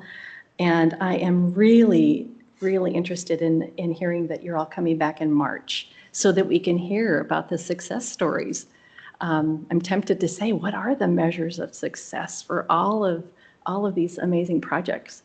Because they're all valid and just rich. The piece about computer science being focused on open-ended play and perseverance, and it doesn't have to be something where kids are always in parallel play and not in conversation, but that there's a lot of, again, excitement and energy and dialogue about what kids are learning. Access for our Title I schools. These kids don't always have those computers in their homes, or families who are, well equipped to teach a lot of language and computer-based language. So I am thrilled that we are supporting our Title I schools, and that one of the major fringe benefits certainly is student learning, but it's also releasing those teachers to have some rich planning time to develop ongoing rich units and learning experiences for those students. So I'm so excited to hear that that's happening and still happening, and there's commitment there. I'm really curious about the expansion of elementary computer science and how we can kind of continue to build that facilitator model. And this might be a question for the Welcome Center. We've talked about volunteerism and vibes and growing that idea of how do we continue to pull in business and community partners. But this is an area where I feel like, holy smokes, might we be untapped? Where we think about, we've got Amazon, we've got Microsoft, we've got Google and Kirkland. I mean, so many people nearby. Could we tap them to also assist in rolling out some volunteerism with either unit assistance or facilitation or what have you? So something that we might connect with you all about the Welcome Center too, because I know they're working on volunteerism as a part of their charge. Real world problem solving, coding for climate action. That was exciting. And to hear about all of the grant funding as well. I was really impressed to hear that we're tapping into NSF and Amazon and BSF, our fabulous partner. So overall, just thank you. And I can't wait to come and see you all on March 13th at Highland Middle School. And I might take you up on that offer of maybe doing a field trip to preschool or one of our other schools just to see it in action. Really appreciate the offer. Thank you. All right. Yeah, so I have so much to say. I mean, all wonderful things. And I mean, there's just so many wonderful things in this report that this team and our educators have accomplished here in Bellevue. And what's really remarkable is that our community members and parents in our community are choosing Bellevue and entrusting their little ones to us. And that's really a reflection of the work that you're doing. It's a reflection of the work that our educators are doing, and it's just phenomenal. And so I'm really, really excited to see the programs that are moving forward. And just want to say to Dr. Jackson, I think this is your first board presentation, and just wanted to say that I'm really thrilled to have you join our team, and looking forward to working closely with you on some other projects. So just wanted to share that before I dive into my reflections. So, and I'll just also echo what President Watson said around the Danielson framework. Thank you for providing that information. I think that we had a basic understanding around why we chose as a district to go with Danielson, but having that explanation at the beginning, I think is beneficial for our community and parents who may not be aware. So thank you for doing that. Really love that we engaged Dr. O, I hope I'm pronouncing their name correctly, to promote our Indigenous, Black and BIPOC students in STEM.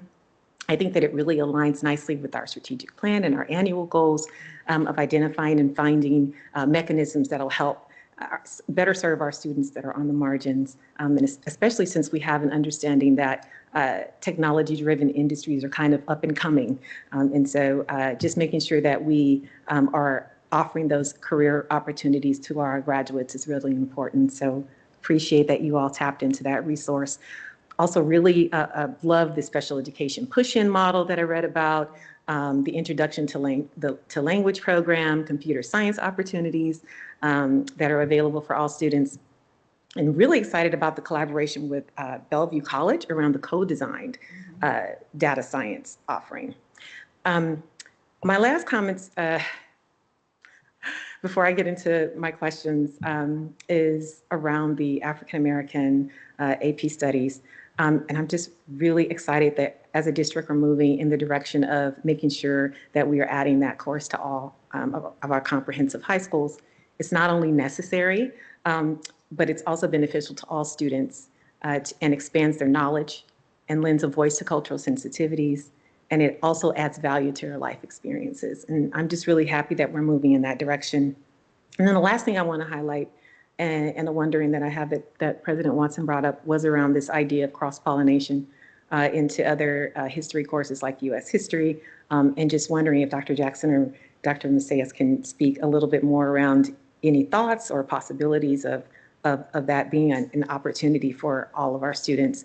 And then the second piece of that, and the question that I have is around the selection of teachers who are selected to teach the course. It sounded like you all were in the process of trying to find teachers, and I'm wondering what that process is, wondering how they're selected, and if there are any barriers that will prevent us from implementing the course at a school if there's no teacher available or if there's an opt-in option, if they don't opt in. I'm just not sure of the process. So just really wanting to make sure that this opportunity is available to all students and that we don't have any unnecessary barriers that hinder that. Also, sorry, I'm going to go as fast as I can, guys. With regard to the GLAD training, it says that there were 14 preschool teachers that participated in that. And I was just wondering about, one, if this is an opt-in opportunity where educators volunteer to participate, or is that something that was, they were selected by staff? And my second question is if we checked in with them or have any measures to help us determine if the training was impactful and yielded the anticipated outcome of more inclusive space for our students, because that's what it sounds like the goal was. And I know that we have so many trainings for our educators, and I just want to make sure this one worked and it was successful before we send more educators to that training. So just those are my wonderings. And then the last thing that I have, and I'm particularly curious about, is the middle and high school reading apprenticeship strategy. And just wondering if we know how successful it's been over the past 4 years. I do have additional questions around intervention strategies for literacy and math rates among our most marginalized populations, but I'll save that for when we talk about SIPs. And then I know that we're also going to be getting some additional data that'll be provided to us in the annual report to the board. So those are my comments. Thank you.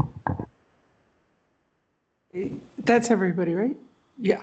So our problem is that we've got 5 minutes left to do like 3 other things. So with that in mind. Yeah, well, thank you for all your comments. We will be happy to follow up with all the questions that you share with us. Yeah. A little bit out of time. And if there is any pressing question, we will be happy to respond. But I think just to respond to your question, Director Webster, about offering the new course in high schools, we do want to make that available for our students. What we do in high school is we give students choice and selecting courses for their electives. And part of that is that students get to choose, and we want to be able to everybody to have access. And I really appreciate your idea, Director Bosch, about being able to embed that in all our other curriculum areas, because we do have the opportunity to develop curriculum. And we do have one of our curriculum developers here from social studies, which is Eric. And so we are able to work with different courses and classes. Yeah, and just to add, and I know that probably leaves, I'm just going to try to do about 30 seconds here. There was a question around Asian American studies, other forms of studies, Latin American history, and I'm throwing that in there. I don't want to make any enemies with principals right now, so I'm just going to say this. World History 4 and World History 3 could be swapped, and you could also use Latin American history, Native history, Asian American history, Black studies for World 3 or World 4. That's not my problem to address this year. That's not even what I'm embarking on, but I'm just saying those are available and options that can come in the future. I'm just putting that out there.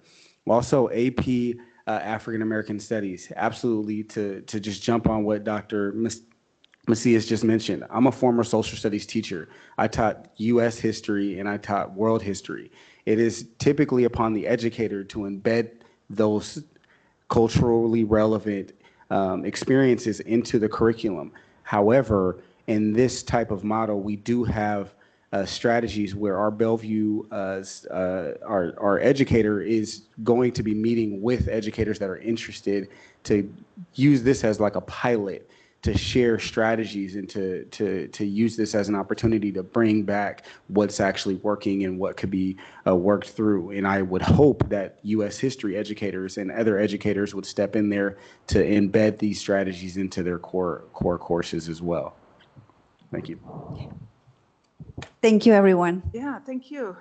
I wish we had more time, but we got to race on ahead here to approval of parent representatives for the disciplinary appeals council. Thank you so much for coming. Yeah, thank you. Yeah.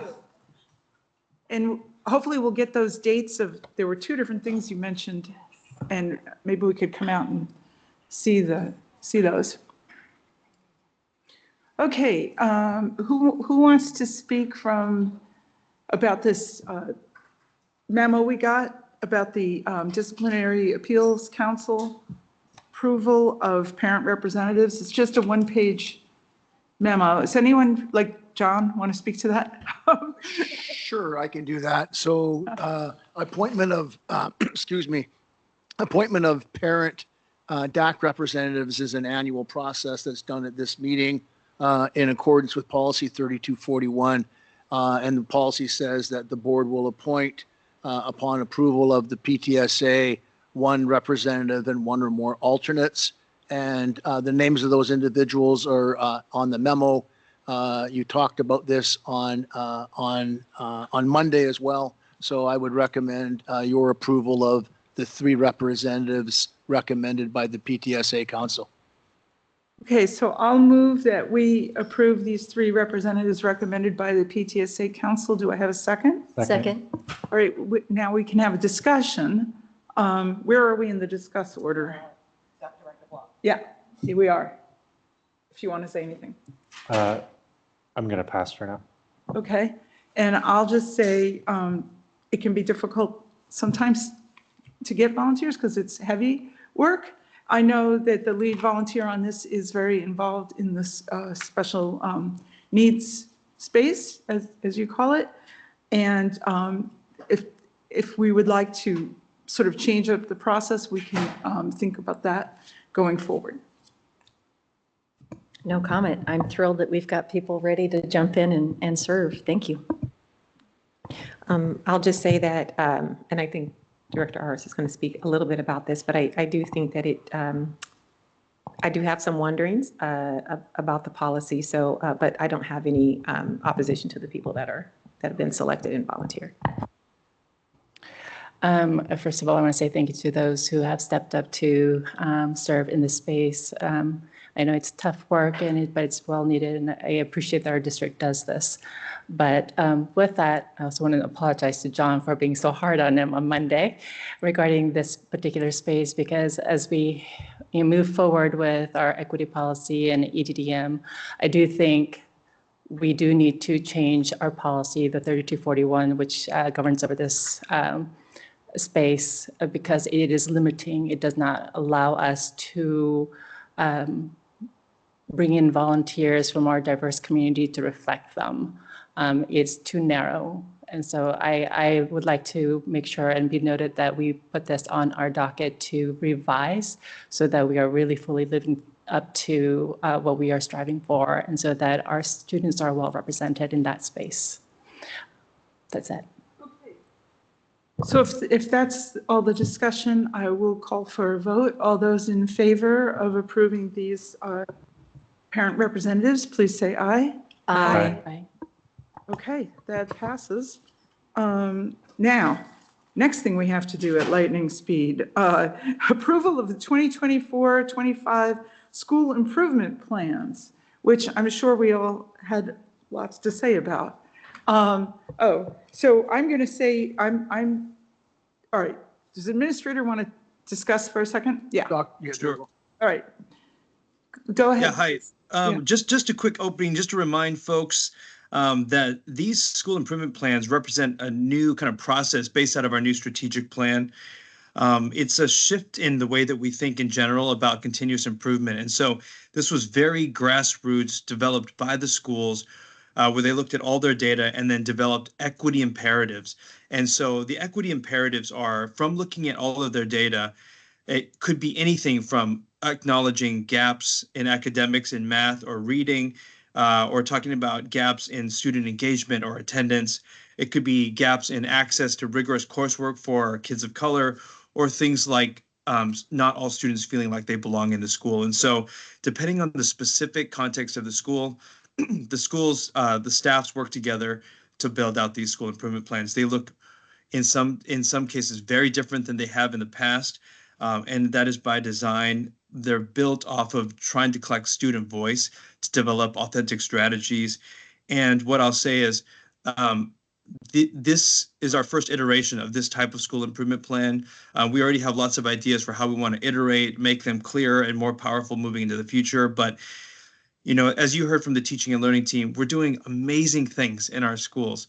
And we are also heavily focused on the bread and butter work of our district, which is to get all students at standard in reading and writing, mathematics, and ensuring that every kid feels like they belong. And so these school improvement plans really drill down into the bread and butter focused work of teaching and learning in our schools. So the last thing I'll mention is, I know a question came up, I think Vice President Webster brought it up in the past, but related to the kind of current budget situation and the financial challenges that we're having, we don't foresee any major modifications needed for these strategies based on our financial situation. However, it is good for us to be flexible in our thinking as the schools roll out their school improvement plans based on the resources that we have in our schools. So I'll leave it at that and turn it back over to you, President Watson. Okay. Is it me? Okay. I usually keep a little chart, and the chart is buried under all these reports. So I'll just say I'm not going to be able to go through all the SIPs or even all the SIPs that I was trying to specifically read. But I will say, okay, in terms of specific SIPs, that attendance at Sherwood for the multi-language lingual learners, MLL students, is really, I think, good. Maybe, am I wrong? And then I wanted to know on the Puesta del Sol one, I do not know what it says. Puesta del Sol is a Spanish dual language immersion school, and I do not know what that means. Because my understanding is dual language and immersion are two different ways of teaching, so I don't know what that means. So that's just like we were doing some spot checks of the SIPs. I was going to say that I find the sustainability sections here a lot easier to read, maybe because the information is like very concrete and you can see exactly what they're doing. So maybe we could look at the other piece and kind of see about like making things very, very clear. And then we talked about, we'd really like to know like how things went the year before. And I think I was told that was purposely taken out of this. So my request would be, could we add it back? I mean, not this year, you don't have to rewrite everything, but going forward, I'd like just a little paragraph saying, you know, last year's plan went this way or that way, like just so that we can build from year to year and know what works and what doesn't work. And I will pass. It is tough to be brief with these. Yeah. I'm so glad you said that. Yeah. I really appreciated the equity imperative and that context drivenness to all of the SIPs. Each school was a little bit different based on their data, based on their demographics, based on how they identified their key strategies for improvement. I mean, some folks really focused on that focal student to identify what was most important for them instructionally. And, you know, others really doubled down on, for example, the new curriculum and how to focus on the science of reading, for example, increasing teacher efficacy. So just the range was fabulous. I found the sustainability page on each school's SIP really different, which was exciting. They had, some schools they were like the early pioneers with sustainability, just starting to think about a plan that will be engaging for kids in the community. And others were like the settlers. They were like 3 years into a green team that were doing meaningful things with food waste in the cafeteria. So it was, again, just a great read, and it showed great variance. The data, there were some great highs and some heart-wrenching lows.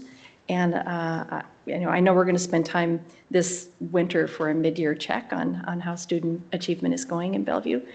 But it was, all over the board. It looks like some of our folks that are struggling the most are still our marginalized learners with low income, Black and Hispanic especially. Students with disabilities a little bit as well, to say the least. So yeah, I know that people's hearts and minds are all over this work. Really thankful for all of the hard work that was put into this. Thank you. Okay, Director Webster. Yeah, and I'll be brief, but it was just such a delight to see the uniqueness reflected in each one of the SIPs, unique to each school population, the buildings, and identity and culture of each school. So I really enjoyed reading them. One of the things that I brought up a little earlier was around the literacy and math declines. I mean, as I'm reading through elementary, middle, high school, there's declines in our Black and Hispanic populations, our MLL population of students that are pretty consistent and staggering. And so I really appreciated Dr. Armaki's comments around addressing those. But I didn't see a lot of strategies, even if just the planning of, the consideration of strategies reflected. And so I'm just wondering what opportunities, additional literacy opportunities, math opportunities there are to address this really significant problem across all of our schools. And so I'd like to learn more about that. And I know that we'll be having more conversations. Thank you. I'll go on. I appreciate the effort and all the hard work and the uniqueness that of the program that we're trying out this year. There are a couple of questions I had. I'm going to try to keep it short because I know we're way over time. I agree with Director Watson. I would like to see the previous year's data. In fact, actually would like to, especially like the sense of belonging. We have that pretty consistently every year. I would like to see it more than just the previous spring, but previous few years to see what is the trend and why, what's the focus behind. And I actually would like to see when the goals are set, why and what's the baseline? Where are we starting? What is the end product that we're trying to aim for? It's not clear to me exactly where are we starting, how are we going to get there, and what is a desire out, and so that we can adjust accordingly. I know we set goals, and often we don't meet it for various different reasons. Life happens, but we should. I tell my students that I work with now is when I mentor, aim high. Aim always high. The probability of falling short of that high is real, but we should always aim high. But we also should know where we're starting. And so I'd like to see some evidence of, if we're setting a goal, why and where are we starting? I'll stop there, and that's meaty enough. Okay, Director Black, yeah. Yeah, I have a couple of specific comments and then some general. I think that these are I think these are good by and large. I like them better than last year's SIPs. I agree with the other directors. I thought the sustainability was a really nice, clear, discrete thing. Each school clearly put some unique thought into those. They're not cookie cutter. They're all very unique to those schools, and I thought that was really great. I was surprised that some of these schools appear to have fairly dramatic attendance drops compared to pre-pandemic and or low attendance, what I would see as relatively low attendance or low compared to the benchmarks for the district. And I didn't see anybody setting any goals around those or thinking about ways to engage those students. And we know that attendance is highly correlated with performance. So I could call out Clyde Hill Elementary as one of those schools where there's a steep drop and it just seemed to be missed. And that seems like a real opportunity to highlight something and to bring it forward. Bellevue High School also seems to have lower attendance. Didn't really change, but it's not very high. 55% of students attend regularly, 90% of the time. That seems low. It is low compared to the other schools that I looked at. I didn't look at all the high schools. The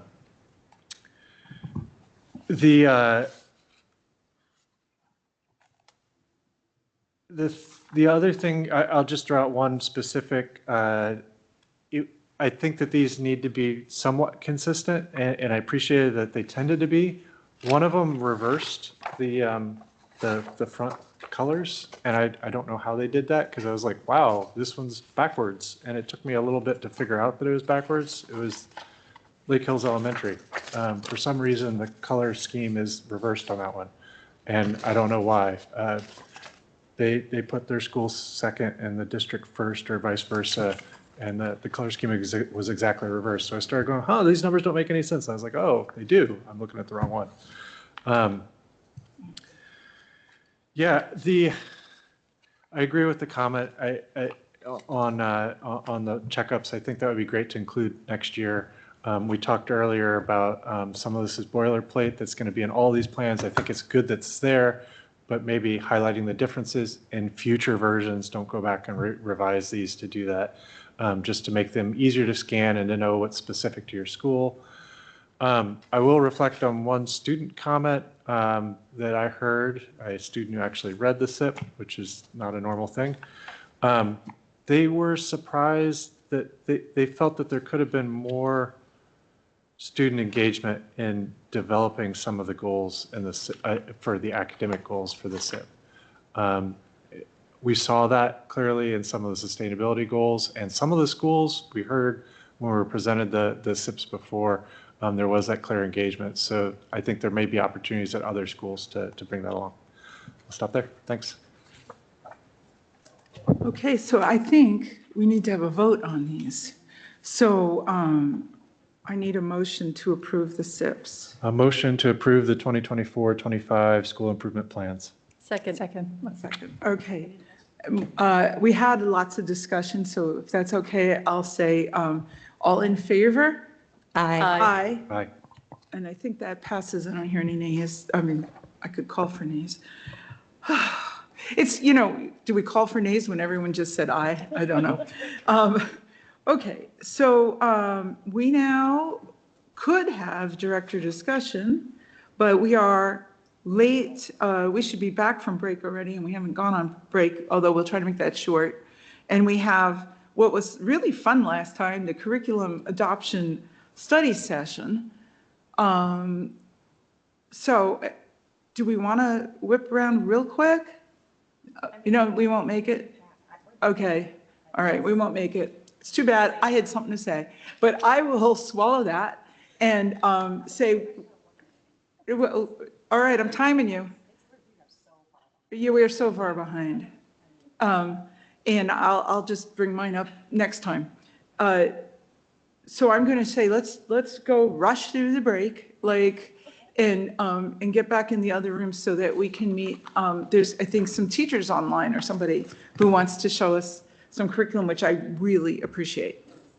Okay, so I'll see you next door as quick as you can. Thank you.